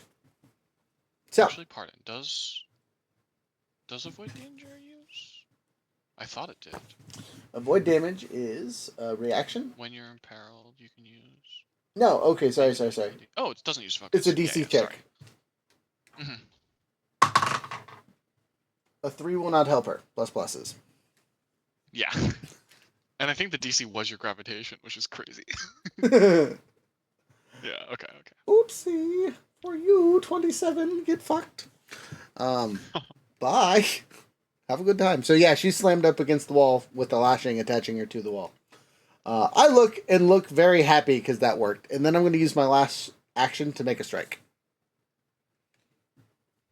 5670 buzzes in your ear and just says, "Fair play." Not against the rules. Thanks, motherfucker. I'm trying real hard over here. I ain't going to burn another focus to make this matter. Whoa. You need 3 now? Yes, so I'm at half my focus. I thought you had 8. Nope, 6. Okay. Tier. Willpower plus 2. Yeah. Well, willpower plus 2 plus my silliness from Skybreakers. Oh yeah. All right, blank on the thing, so nothing crazy happens. 10 plus. What's my plus to hit right now? 8. So 18 to hits. Jesus. And then I rolled a 5 on the dice. So 5 plus 8, 13 points of damage to the duelist here. Good. Heck yeah. Solid swack, but she's still standing pretty solidly. Next. I would like to go, if that's okay with you, Elizabeth. Mm-hmm. Okay. Oh, might have to recount where I am. 1, 2. No, okay, I'm good. I would like to first use something I've literally never used before, which I have had since level 5. Let's go. I would like to use spiritual cohesion. Ooh, okay. Once per scene, I can choose allies up to my tier level, so 2. So that's going to Valina and Bax. Okay. I can influence, and they become determined. Okay. So I think I think Measure sort of like flits out of my gem heart, travels through Shadesmar, and just kind of appears near both of you and attunes just to the rhythm of like literally determination as a way to sort of ground you in this moment before she returns. All right. We are both determined. I'm going to throw both of our cards on the board here, just kind of out the way. As a reminder for those watching, Determined allows you to, when you fail a test, you can add an opportunity to the result. After you choose to do so, remove the determined condition. Hey, dumb question. If I miss a attack and then activate opportunity, will that max the damage on the attack? If you graze, yeah. Or you can pull a card, but I think if you graze, you can do the max damage. But I mean, that would just be the max die, I think. Right. Okay. Interesting. Because Next. I'm pretty sure nothing stops you from critting. Well, no, maybe crits do actually need you to succeed. I'm not quite sure. But yes, that takes 2 actions. So I just have 1 left. Okay. I will spend another focus. Okay. For my offhand. Okay. So I can pew pew. Okay. So I'm down to 3. And I will pew pew with mine gun. And I have an ability here. It's one of the upgrades where I can spend 1 additional charge. So spending 2 charges right now, and actually hit 2 targets. Okay. Which 2 targets would you like to hit? I would like to hit stabby stabby ouchie ouchie. Okay. And the duelist lady. Okay. Those angles are in angle, so I will allow it. You're not firing. I was counting. I have enough. All right. Pew pew away. 2 attacks. Side question: Are you? Is it splitting the shot or is it firing twice? It doesn't. say either way. It just says here. Let me read the exact wording. Okay. Ba, ba, ba, ba, ba, ba, ba, ba, ba.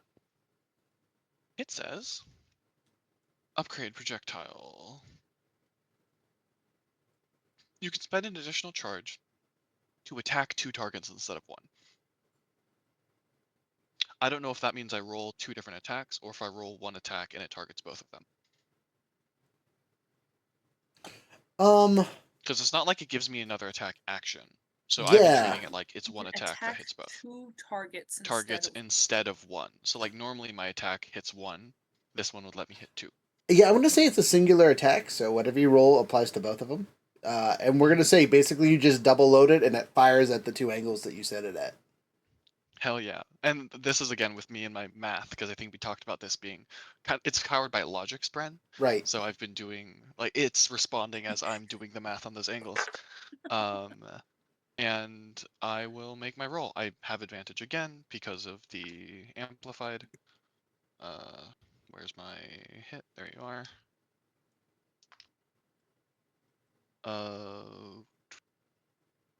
That is, I'm going to re-roll my attack. Okay. Much better. Does an 18 hit either of them? 18 will hit both of them, actually. Brilliant. In which case, I rolled a 10 on my d10. So that is Fantastic. Max damage. 17 damage to both of them. Ow! Hey, good night, sweetheart.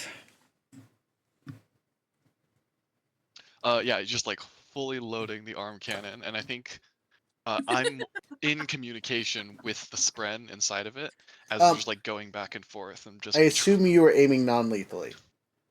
Yes. Okay. Yeah, so you hit the duelist straight in her chest, bashing her onto the ground, and you just see a splurt hit. So, like, you did cause damage, but, you know, probably not dead.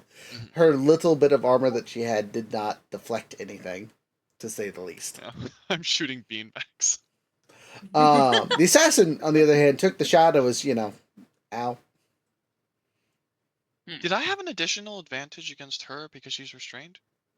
Technically, yes. Would you It like doesn't to really roll make a it? difference. I had max damage anyway. But I guess I could roll for the attack and see if I crit. Yeah, I mean, you could crit it and then you get a card. But it would just be against her, right? Correct. Yeah, I mean, might as well see. Nope, that was a net one, so we're All not. right, we're gonna take the good number. Let's go. Just kidding. Okay. Disregard. I'm gonna roll for Jasper since he's not here, if that's all right, and then we'll finish with Valina. Yep. He's got his advantage thing, right? Yes. Or was that last time? Nope, that's this time. Okay. So 1, 2, 3, 4, 5. Definitely within his reach. So he's runs up to the shield wall to help our friend here, and he makes a strike at advantage. Yeah,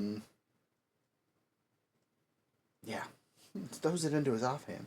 No, but then he's gonna do some Dustbringer bullshit. So you know, we'll get there in a second. Yes. I'm sorry. I don't actually. Well, no, sorry, never mind. I was trying to figure out if I actually, because I don't think I have to spend investiture to do the spiritual cohesion thing, but I'm not quite sure why. And I'm wondering if that was The way you spin investiture is really weird. Like all of your powers in the book don't tell you if you use it or not ever. Right. Yeah. Okay. Like that's choose one. Speak the first ideal. Yeah, it says once per scene, choose one or more allies you can influence up to a number equaling your current ideal. Each target becomes determined at the end of the scene.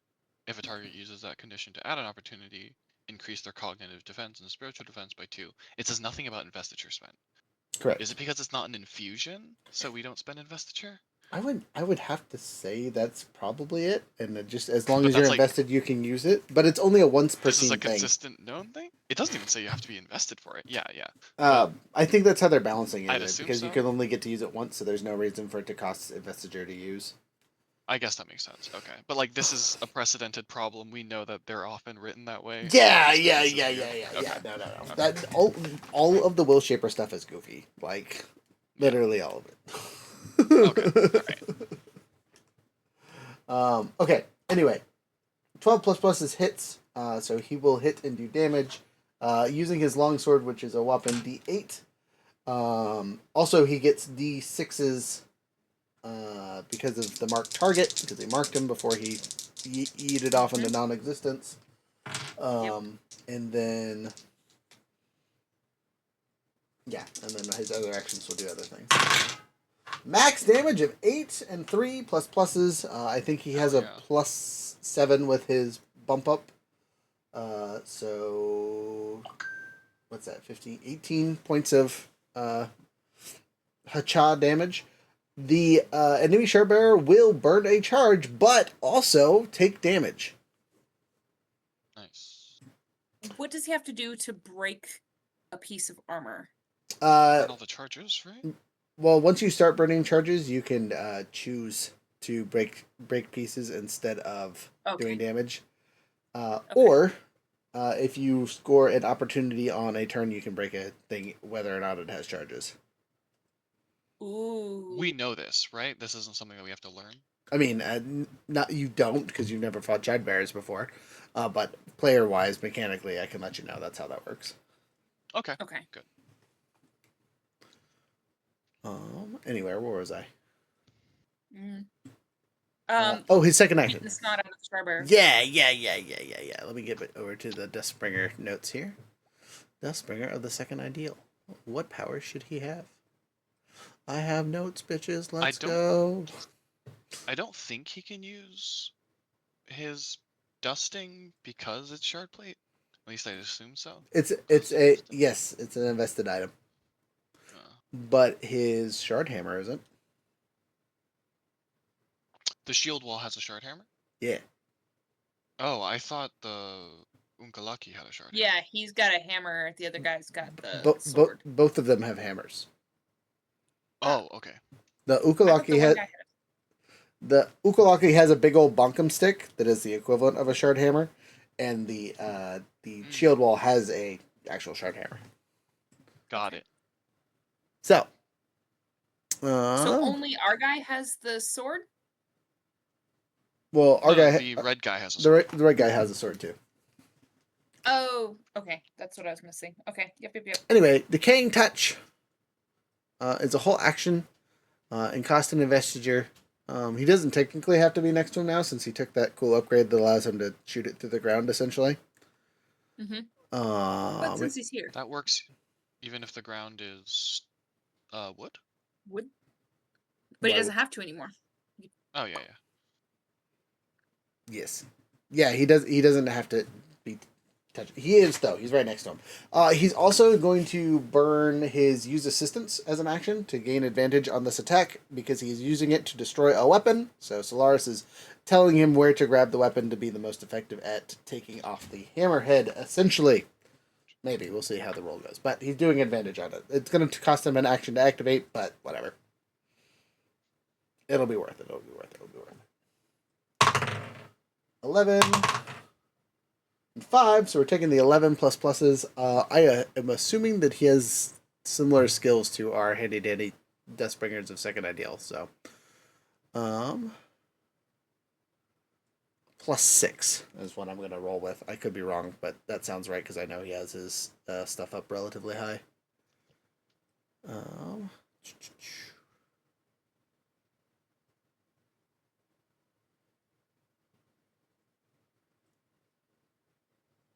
Yeah, and so since he's attacking the weapon and not the armor, we're not worried about that. He can't hurt him, so we're just doing direct damage to the weapon. So no damage is done, but the hammer in his hands shears and breaks. Like you see it rust and then just fall apart in this man's hands. He's gonna be so upset. And that's his turn. Oh, poor that guy. Okay. It's your turn now. It is my turn now. So, the lines on there are hard for me to count. Am I within 40 feet of Mr. Ches? It should be 1, 2, 3, 4, 5, 6, 7, 8. Yes, if we count diagonals. Okay. So I'm gonna give my through the fray to him, which he gets to have advantage or disengage as a reaction. So hopefully he can get himself out of that little grapply nonsense he's got going on there.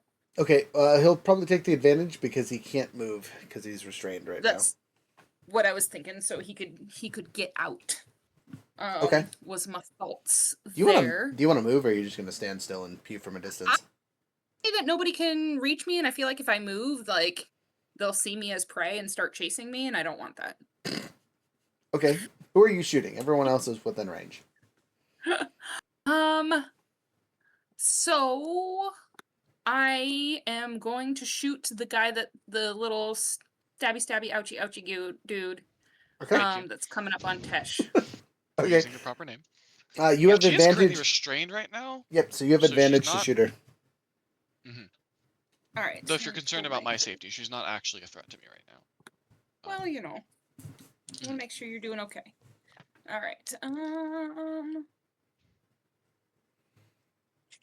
We're gonna take the 11 for 18. Rhythm of friendship. An 18. Oh, I didn't do it right because I didn't roll my Damage. 8. I did not. I suck. I'll do that now. Boop. Okay. 18 to hits. 18 hits plus 12 damage. Solid. If characters could be bloodied, she bloodied. Yay. She has and a then the lot last, of health. Assassins have a lot of health. Wow. And so the last thing that I will do is use my rousing presence to make my good buddy Tesh determined until the end of the scene. Everyone on the board who's being played by a So real person determined. is determined. Just there's So our third determined. card on the table. We're stacking it. Excellent. All right. You did damage. Determined. It's now start of the order. Yep. Damage determined and got my buddy with the advantage for his next go. Okay. As a note, my lashing will end at the start of my turn this round unless I spend Stormlight on it. They keep her pinned. Okay. Are you doing fast or slow? I think I gotta do slow so I can actually do things. Okay. But I'm going to need to do Breeze Stormlight. So I'm taking a slow action for sure. Okay. Okay. Would we kind of have an idea, like with fighting with you, that this is about to come to an end for her stuff? Probably. No, this is the first time we've tried it, so you don't know how Oh. long any of my lashing works. Gravitation is brand new to me. Remember, I got it like 2 sessions ago. Okay. Oh. Where am I? If someone restrained, are they capable of making reactive strikes? No. Okay. Yeah, they lose their reactions. They can make regular attacks, but they cannot make reactive strikes. Did you say you were going fast or slow? I'm sorry, Bex. I'm going slow because I'm going to breathe to get my Stormlight back. Valina's gonna go slow also. Okay, 2 slows. Our assassin on our side is going to go fast, and so is Ches. So I'm going to put a little marker over here by them. Just because he doesn't need a slow turn to stabby. Our man in plate is still not moving, but you do hear him screaming for someone to move him. Someone push him around, do something to him. Oh, just like push him over. I will also take a slow turn. Okay. All right. So 3 slow turns, 2 fast turns, and the enemies are going fast, but she's pinned, so suffer.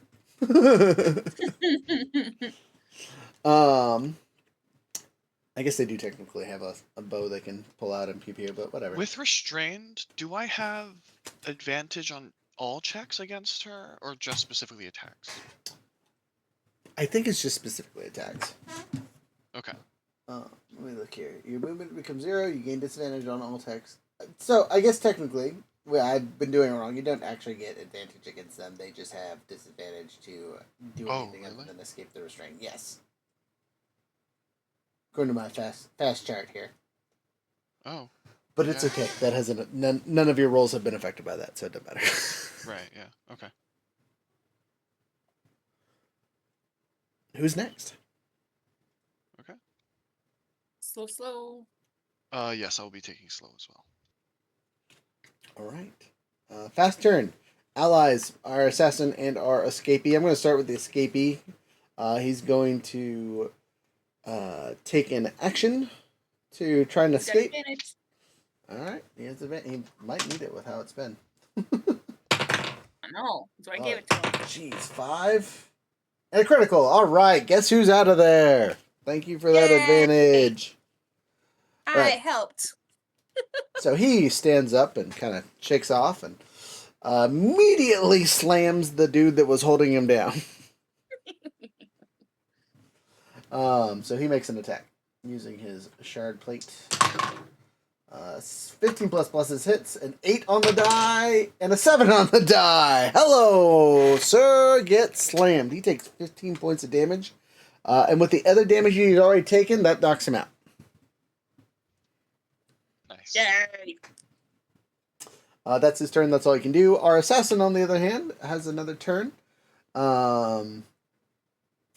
He doesn't have any cool advantagey stuff currently, so he's going to take the gain advantage action using cognitive defense, using his discipline to make a stabby in a known spot, as that's kind of his thing. 13 plus pluses will beat this man's cognitive defense, so he has advantage on his attack roll. Nice. And yeah, we'll see because we want to break armor. So 13 and 14, so he'll take the 14 plus pluses that hits. The damage with his longsword is the D8 of a whopping 2 plus his pluses, so a total of 8 points of damage. The man does not burn another charge, but instead just takes a little damage. But most of it is deflected. Next. The enemy's dead. Not dead. Not dead pulls out a bow and shoots. Who does she shoot? Me, because I'm the last one that attacked her. Oh, actually, wait. The other bow person. You shot her. She shoots back. I did shoot at her. Oh, this is the assassin? Yes. So she has disadvantage? Yes. Because she's not trying to break out of her bonds, and she can't because it's Stormlight silliness. There's no save against it being lashed. 10 plus pluses and 17 plus pluses. So 10 plus pluses is a plus 8, 18 hits. 18 does hit. And with her handy dandy short bow. Do you still have a reaction? No, that doesn't do anything. Nope. You take 11 points of damage. And you must make an athletics test. Ooh. My athletics is 7, so bring it. Okay, roll Just straight athletics, nothing. straight up athletics. Remember, if you fail, you have to Nah. determined. Okay. So 16 is athletics. You saved then. You are not slowed. Yay. All right, next up. That's all she can do. The other one is yelling someone to let them out. Just take this stupid armor off. I'll fight him by hand. Just let me move.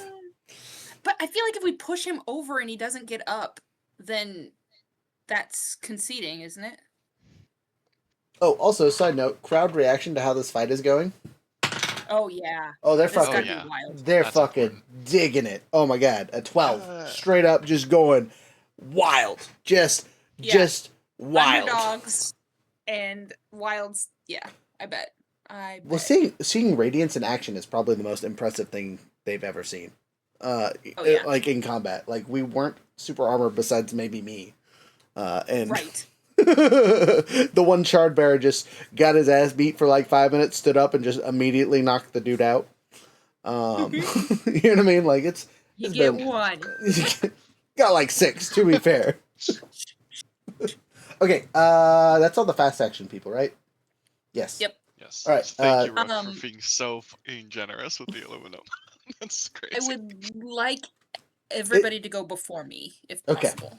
I'll go first. Get my Okay. stuff out of the way. I would actually like to go before. Okay, you go for it. before Yeah, Squall. go. Yeah, because the gravitation's gonna end on your turn. At the start of your turn. Well, I can choose to continue it. Okay. Okay. It just well, costs then me but I Stormlight. mean- yeah. I will move one square. Okay, Be towards next or to away? Assassin Lady. Okay, pokey pokey. Towards. And I'm trying to decide if this is worth that. So that was one action, and then I can either do this and this, or I can. I would like to spend cohesion and try to reach and just plunge my hand into the stone of the wall, like wrist deep, Mhm. and try to like smear stone over to like fully affix the stabby stabby ouchie ouchie to the wall.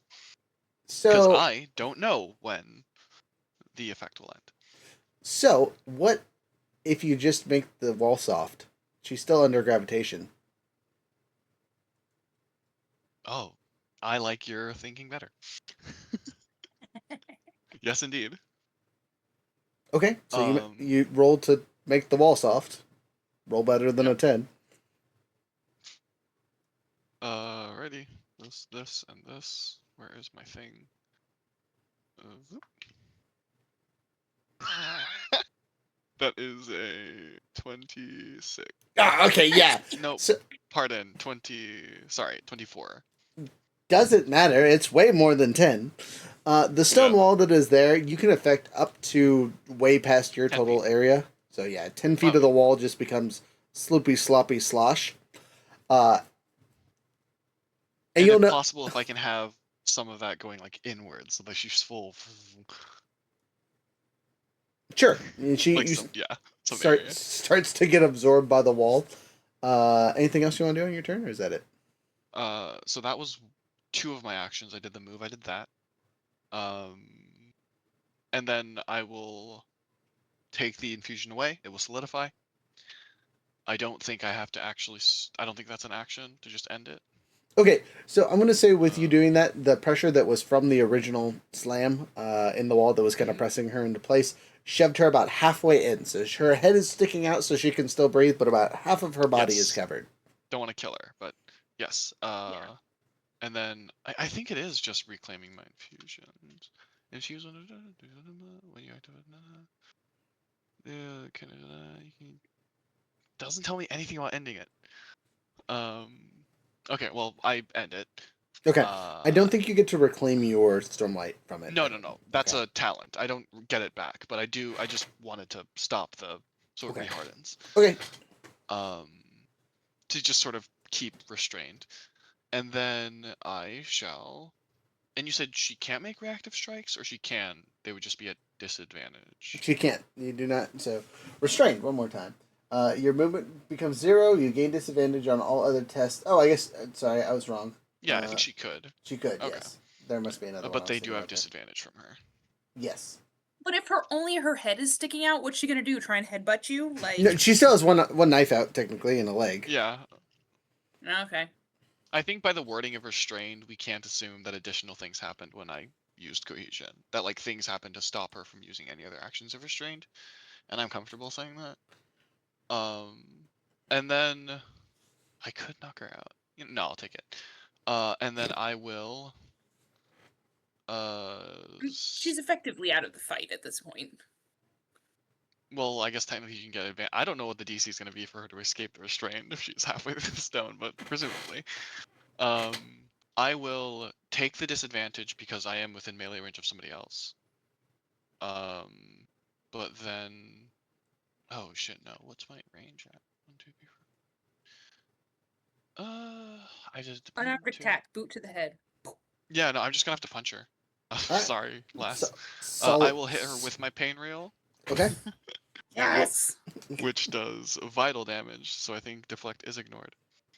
Yes. So that's plus. Where's my this? And I do have advantage against her because of this one is amplified as well. Okay.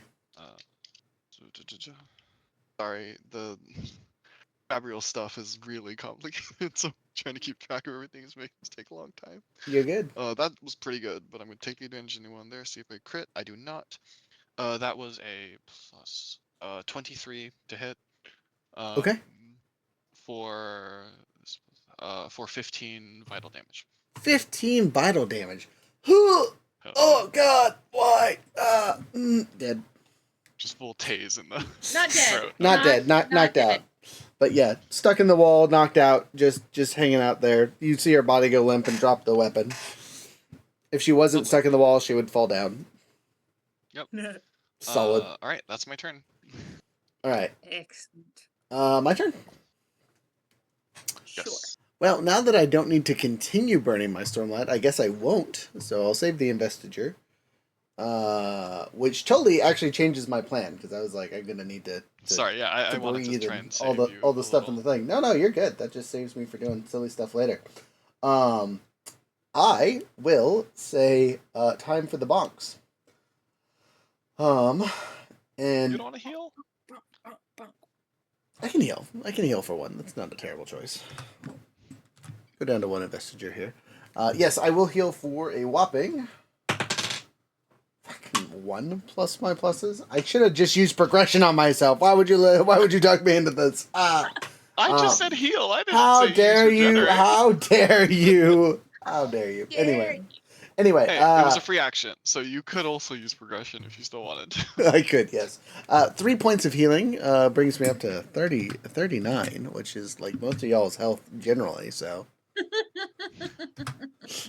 I'll shut up over here. And My then max health is 46, I think. Nice. I'm still enhanced, so I'll continue enhancing as a free action, not that it does anything. I'm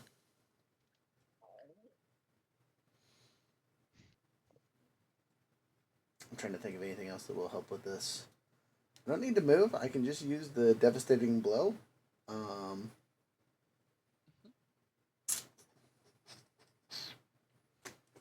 to think of any other skills here that will be helpful. I could move, but I feel like I'm in a relatively good position here with these charred bears. You're within reach of all of our enemies right now. Yes, well, there's only 2 of Well, them, there's so. only 2, and one of Oh, them yeah, is yeah. practically out of the fight anyway. Yeah. Just poke the shield wall. Yeah, I guess I'm Did gonna. you take a slow turn? Yes. Yeah. Okay. So, anyway, I have an idea of what I'm doing. So I'm gonna brace the thing, but first, before I do that, I'm gonna make a discipline check, to see if I can hit, Big Bad McGee over here.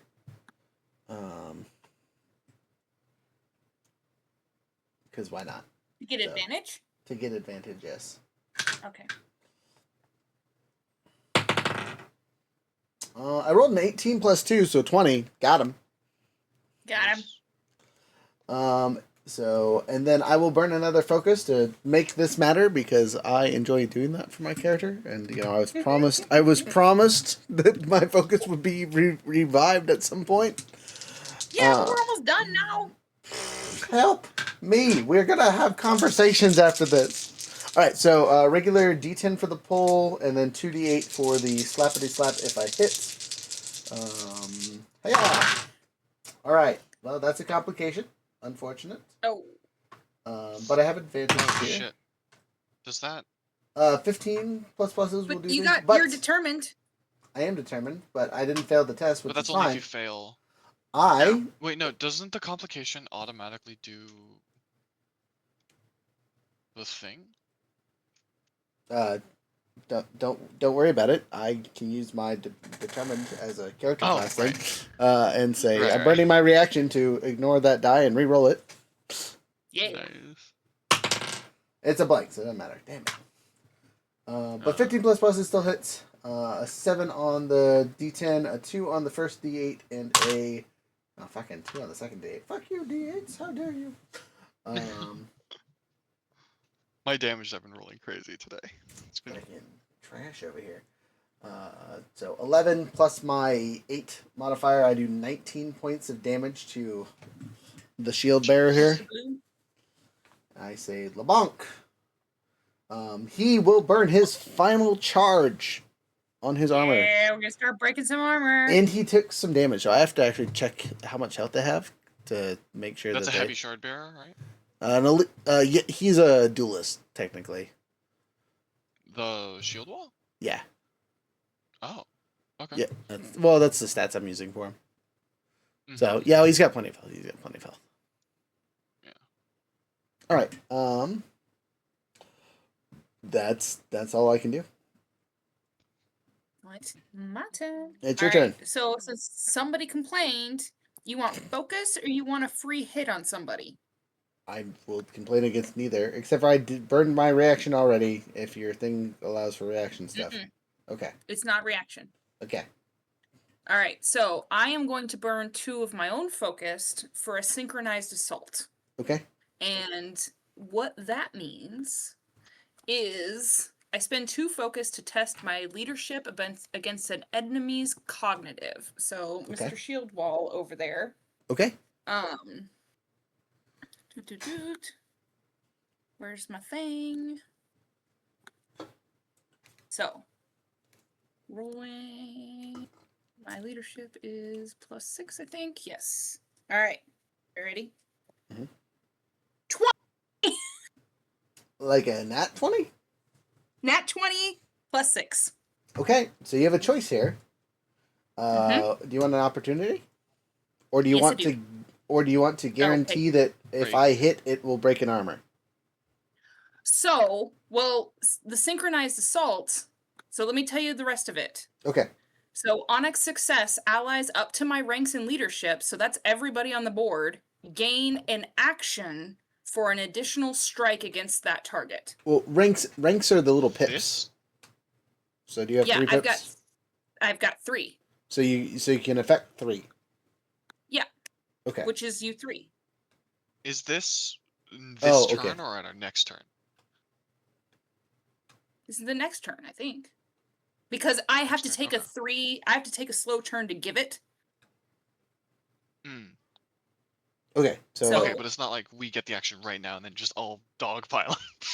Let me see if it expands on it in the lower bit. okay. Yeah, Oops. read it one more time for me. Yep. Let me get back up to. Okay, so the full thing. Spend 2 focus to make a leadership test against the cognitive defense of an enemy you can sense. Oh, that part might not be. I don't think I can sense him. Wait, So yes. what's your senses range? It's not that far. Sight, Yeah, my senses range is only like 10 feet. Never mind. Son of a biscuit. No, I think the senses range is specifically if like you can't see. reasonable senses are obscured. Yeah. So if it's really, really dark, your senses range is there. Yeah. Oh, okay. Yeah. You still have typical if you can see somebody. Yeah, I can see him. I mean, I can shoot him.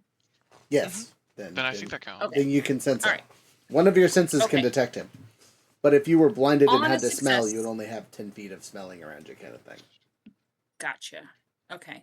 So Onyx success, choose the number of allies up to your ranks in leadership. Okay, which And is I 3. currently have 3 ranks in leadership. Okay. On a failure, doesn't matter.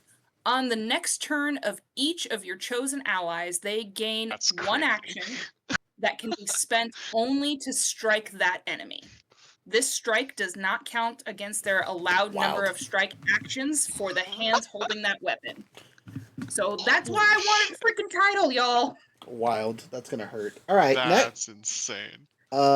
Next. But I then- spend my whole thing doing it. I have to take a slow turn and I have to spend the Mhm. whole thing doing that. Like just yelling from the end, get that motherfucker over there. Okay, you do so. Start of the order. Might I suggest we all just take a fast turn to just dogpile this bitch? Yes. Yeah. All right, we all take a fast turn. The enemies take a fast turn trying to avoid their death, but you know. Nope, we go first, bitches. I'm gonna start with Jasper just to make life easy. Mhm. He again is going to take the get advantage, making a discipline check against this man's cognitive defense. I rolled an 11. He has more than a +4, so he will hit, or have advantage on his attack at least. He rolls with advantage on his attack with his sword, with the extra d6 from the Hunt Quarry silliness. 18 on the first roll. 12 on the second. So we'll Wait. take the 18 plus pluses. What's up? Query gives you an extra damage die? It gives you a d6 to something. Oh, that's cool. Yeah, I mean, I can go to the hunter really quick and make sure, but I'm pretty sure. No, I mean, I believe you. It's just, I didn't know that. He was impressed. Let me find it really quick. Again, I won't be wrong. I've been looking a little bit at like the hunter stuff. I don't get to really play a character except for this, and just been living vicariously through my players. One of them is playing an assassin. See query. Choose a character to be your query. You gain advantage on tests to find, attack, and study them. Oh, okay. So it doesn't actually give them. Sorry, there's another thing that gives them plus to hit. Advantage. Yeah. No, not advantage. I didn't need to roll advantage the last while because he's been the target. I feel dumb. The killing edge. Mm. No, that's Now we know. This is the learning series. Yeah, exactly. Okay, maybe there isn't one that give you plus to things. I could have sworn there was one. All right, we're gonna blame D&D. Okay, so I didn't have to roll with the advantage for the thing. So Jasper is gonna make 2 strikes, but one with an offhand attack and one with his sword, and a freebie Plus with an his sword. extra one. Yeah. Anyway, the freebie one was an 8, a 3, and then a 6 is my assumption for his damage. So 17 points of damage, straight up, no stopping it. Yeah. And then his second That attack, armor. also an advantage. Failure and not a failure, so he'll take the not a failure, but he will not break the armor on the second attack. And then for his offhand punchy mode, still at advantage. 15 plus pluses will hit. He's not using that, so that goes away, and I don't know why that d6 is there, so I actually have to subtract some numbers, don't mind me. Will hit, but does nothing because of the natural deflect of the shard plate. Lame. Okay, so but he got his regular attack, his offhand attack, and his extra attack from me. Yes. So I rolled the 2 extras to start. Okay, perfect. And he missed on the other one. It just is pluses to hit with the offhand thing. It's not great. Because it's just a punch. It's just, how strong? What's his strength? And I'm guessing. So. Yeah. Okay. I'll go next because my turn's gonna be really straightforward. Okay. Yeah. Just move within 30 feet. 1, 2, 3, 4, 5. Within 30? There you go. You Yeah. don't have to move like 4. You're Yeah, within 30 great. of all. Okay. And then I will. So that's 1, and then I will offhand shoot, spending a focus, with my thing, and I do still have advantage with this, plus this, plus this. Whoop. Jesus, that is a 25 to hit. Let's see if we crit. No, we did not, but we did get a 26. Yeah, so 26 to hit for plus 17 damage again. Damn. Who you hitting? Okay. Shield wall. Okay. 17 points of damage. He has no armor to defend. And he's already taken 13 points of damage from your boy. He is living on the edge. Like Mortal Kombat status. Not Wait, so is it you We're guys not just breaking his armor? opportunities to break the armor? No, you guys are just stabbing through him right now. You could break his armor instead of doing damage if you hit, but you were just stabbing the shit out of him in the weak spots. Oh, okay. And then I will take my other offhand strike. I assume I still have to spend focus for it, right? I would assume if you have any. Yeah. And then go again. That we will. That's gonna hit. Might as. Now, No, since this is your secondary attack that isn't necessarily your free action, do you want to do the whole twin shot thing again? The twin shot is. You can't do it on the same guy. It would have to be 2 different people. You didn't do it on him. You did it on the assassin and the girl. No. I mean that I can. It would have to be 1 shot on him and 1 on the other shard bearer. Yes. Oh. I mean, I guess I can hit the other shard bearer. I'm not gonna. I'm like, I why just not? thought he was kind of out of the fight anyway, but okay. I mean, Sure, I'll spend that. he's just sitting there standing there. screaming. Yeah, like Which the I think crowd is is just really, so really confused. funny. He's just amping it up. They're just all waiting for him to like get going. I'm worried that if I hit him, he'll break out of his thing. Is Yeah. my conundrum I right mean, now. oh yeah, I mean- knock all the powder off of him or something. Right.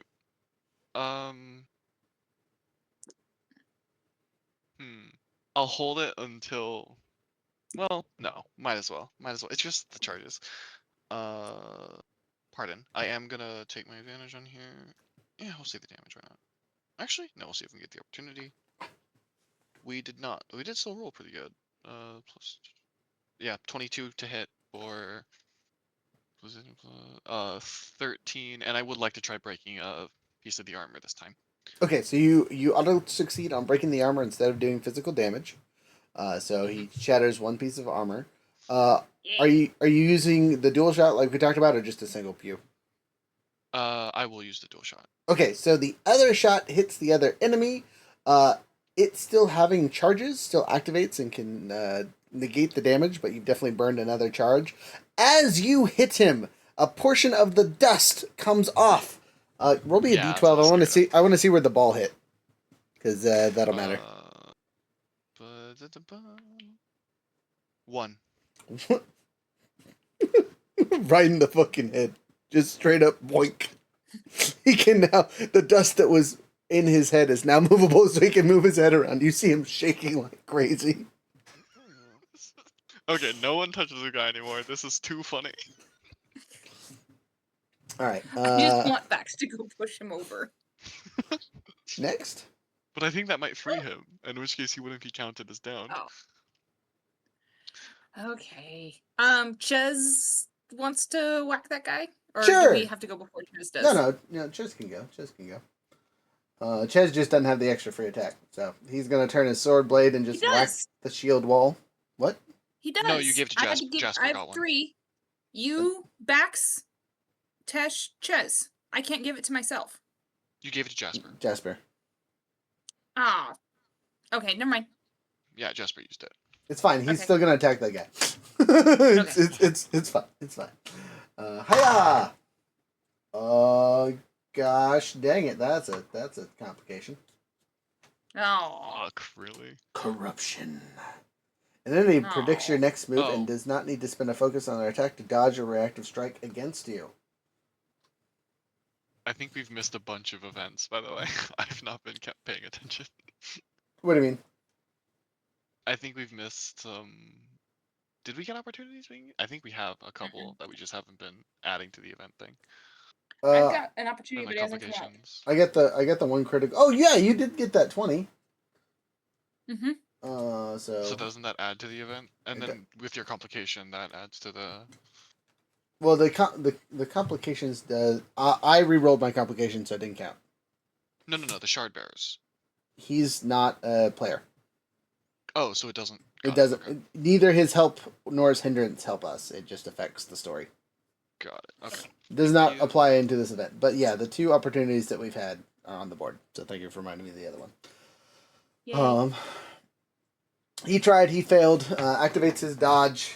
So the attack has a disadvantage, but it won't need because complication. So his next attack is going to be even worse. Is he not prone? Who? No, the Shredbear is still standing. No, that's really funny. We've We've just been wailing on this guy from all directions. Yeah, he just, again, 10 seconds at a time. He's just trying to hold his ground, dude. You guys have broken 2 pieces of armor. And he's, I'm going to tell you that he's at 3 health. Like, he's just hanging in there, yo. He's done. And he didn't tap out at 3 health? Jeez. It's been 13 seconds. Okay, that's fair. This man is just fucking staggered, yo. Give him another turn. He might give it. My turn? Yeah. Alright, I give the old swickety swack on my free action to attack him. With a 14, that'll hit. Heck It's yeah. not. It's not. I like It's, how you don't have to move to hit him. You're like half the board away. I do 12 The points extra of reach is crazy. non-lethal damage, both for cinematic effect and for funsies. It shatters his helmet and bonks him in the head, crumpling him immediately. What does Ubliki think about that? What does Ulevki think about that?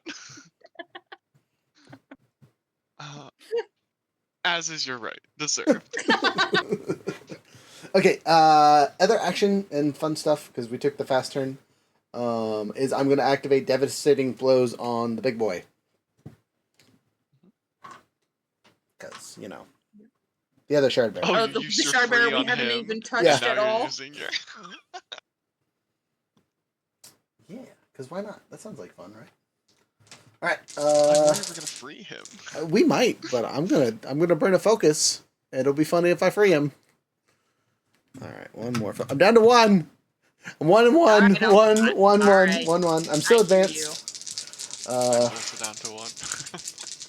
Help! We need somebody's help. Not just anybody's. All right. A 12 plus is a good. I like that. This double one bullshit is some trash though. What's up? I'm sorry. It wouldn't change anything because the advantage doesn't change anything. But Okay. I should have been rolling. I should have gotten at least one disadvantage against the still infused shard plate. With my Fabrial. Invested attacks, and I think Fabrial attacks count, have disadvantage against charged shard plate. Okay. On a note, I just scored an opportunity. I'm just gonna use that to max my fucking damage because fuck this guy. Third opportunity. But it is our third opportunity, so I'm In throwing the that event. on the board.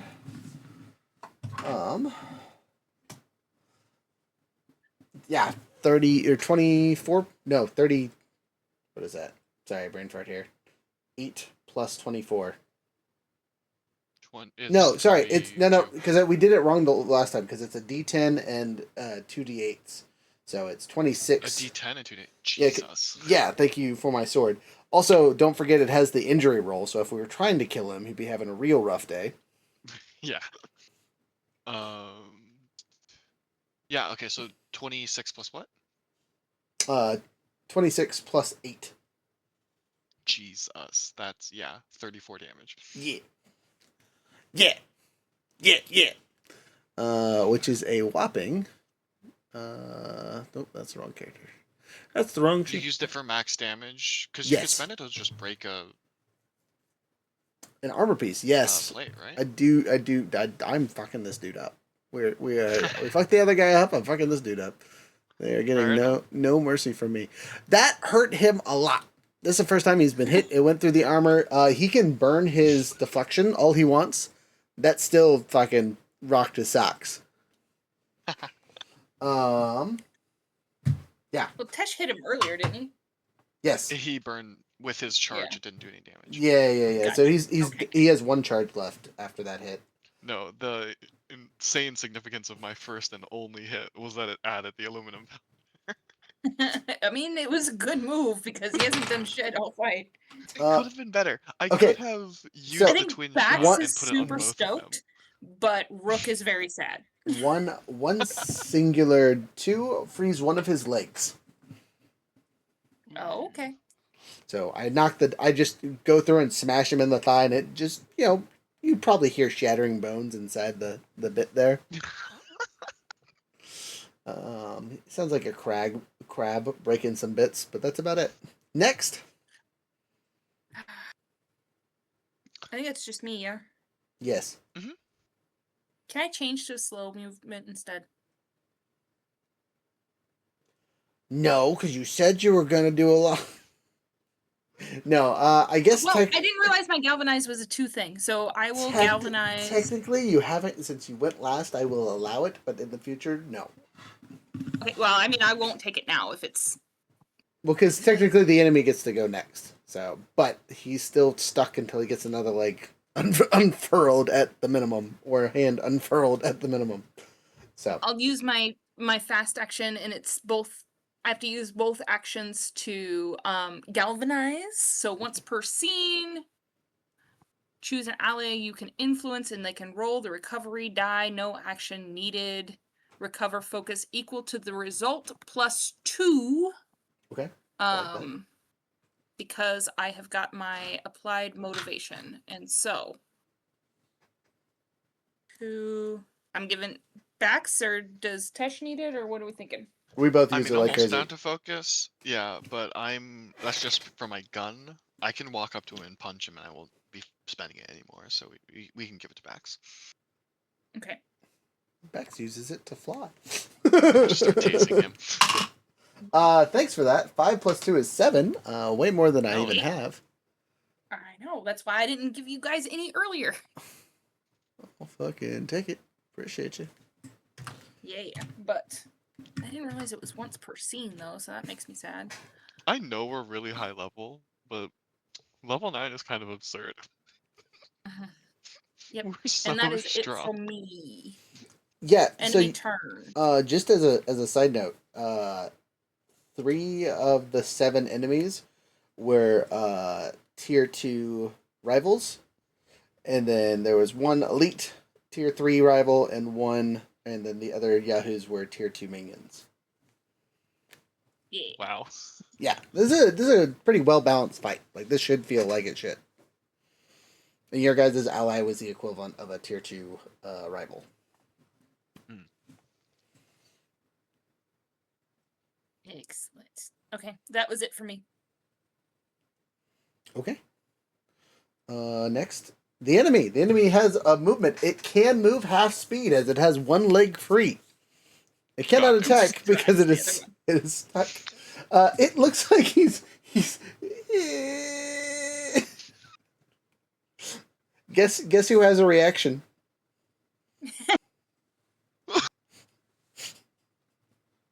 I think yeah, I guess Jasper can't reach him, but Yeah, no. Does the reaction only count if it leaves your area? So doesn't it have to get even further? Let's see. Because if your reach is 15 fucking feet. Yeah, okay, technically yes. So he will make it 1 more before I get my schwack'em on. Unfortunately for him, it is still a schwack'em.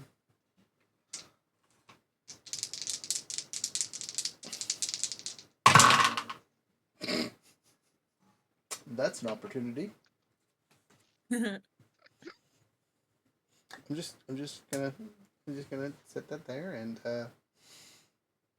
I'll take the broken armor. I'll roll d12 and see where it hits. 4. 2. Wish I had my other dice with me, but it's in the thing. So, sorry, I gotta count on my head what that is. That is a right leg. So I hit him in the other leg as he's running away. So like he turned around and then I hit him in the leg that was free. It shatters the leg armor that is connected. Like his thigh piece is just gone. Wait, sorry. So the one he just got back shattered, or the No, other no, one the shattered? other one shattered. The one that was all frozen. That's so funny. I mean, he can move his other leg now, but now it's like dangling. No, he will fall at this point. Just collapse. As you guys have activated the 4-tier event, which is the crowd goes crazy. Yeah. So as you guys do this, it is very apparent that the fight is over as the enemy is screaming and yelling, I don't want to, I surrender, please, no! He rips off his helmet and is just lying on the ground screaming, right, as the dust has finally fallen off of him as he hit the ground, right? He rips off his... I was so scared of this fight. I was too. With uproarious applause, the entire arena now sees you guys as what you would call local defenders. Yep. So, at this point, we're kind of at the end of our time anyways. So this is a great place to end it. But yes, you guys finish the fight spectacularly. The duel is over. Next session we'll do some more talky dooey things with the reactions of what happened. But you won. Congratulations. We'll talk about leveling and all that fun stuff in our after action review. But you guys kicked ass and took names, so high five. Do you guys have any fun announcements for today? Here, let me minimize this and show my face back on screen here.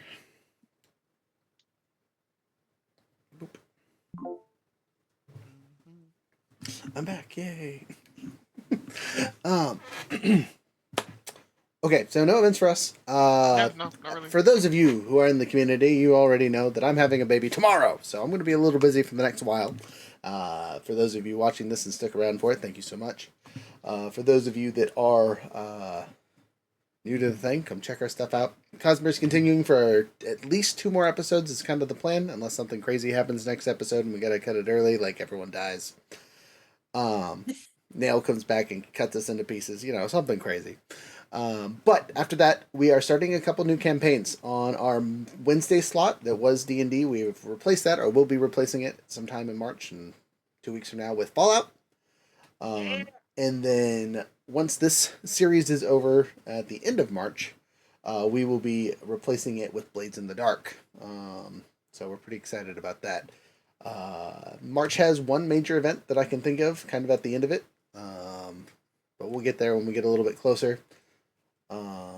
Dungeons and Flagons V2. I'm very excited. We'll be up at our local college bar, causing all the havoc, playing games, having fun. But other than that, next week we should still have a podcast, hopefully, depending on, again, how baby stuff goes. I might not be there. So any questions for the foreseeable next week or two, Jared. Other than that, with adventure in mind. Code. It's still February. It is still February. We still got to code it up. For like 10 more It's minutes. like 10 more. Yeah. We got a few more days. It's still Love 907 because, we're nerds. But yeah, let's go 10% off at the website, or yell it at us when you get to the store and we'll give you 10% off the next time you see us in person. But yeah, you guys got anything before I start the music? All right, they're shaking their heads because I've already pulled the camera off them. Wahaha. Anyway.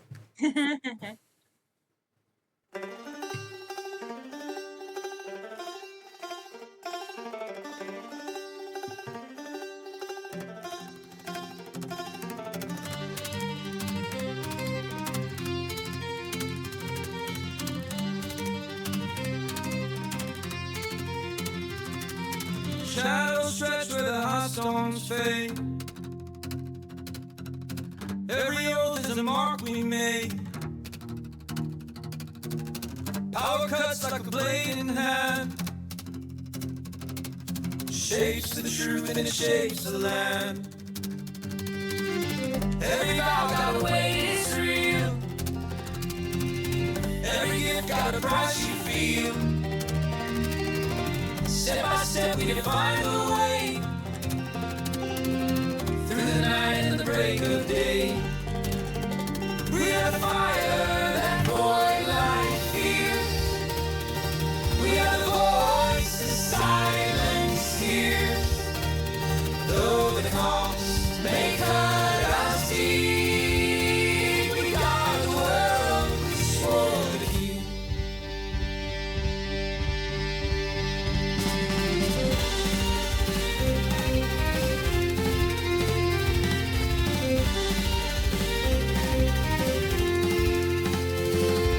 Sky breaks open and stones take form. Every bond is a breath through storm. We're the hands that can hold the line. Keep the light in a darkened time. Not from the crowns of the brave of kings, not from the thrones of the wealth they bring. For the fields and the streams that shine, for the lives that we call still mine. We are the fire that void light fears. We are the voice the silence hears. Though the cost may cut us deep, we got the world we swore to keep.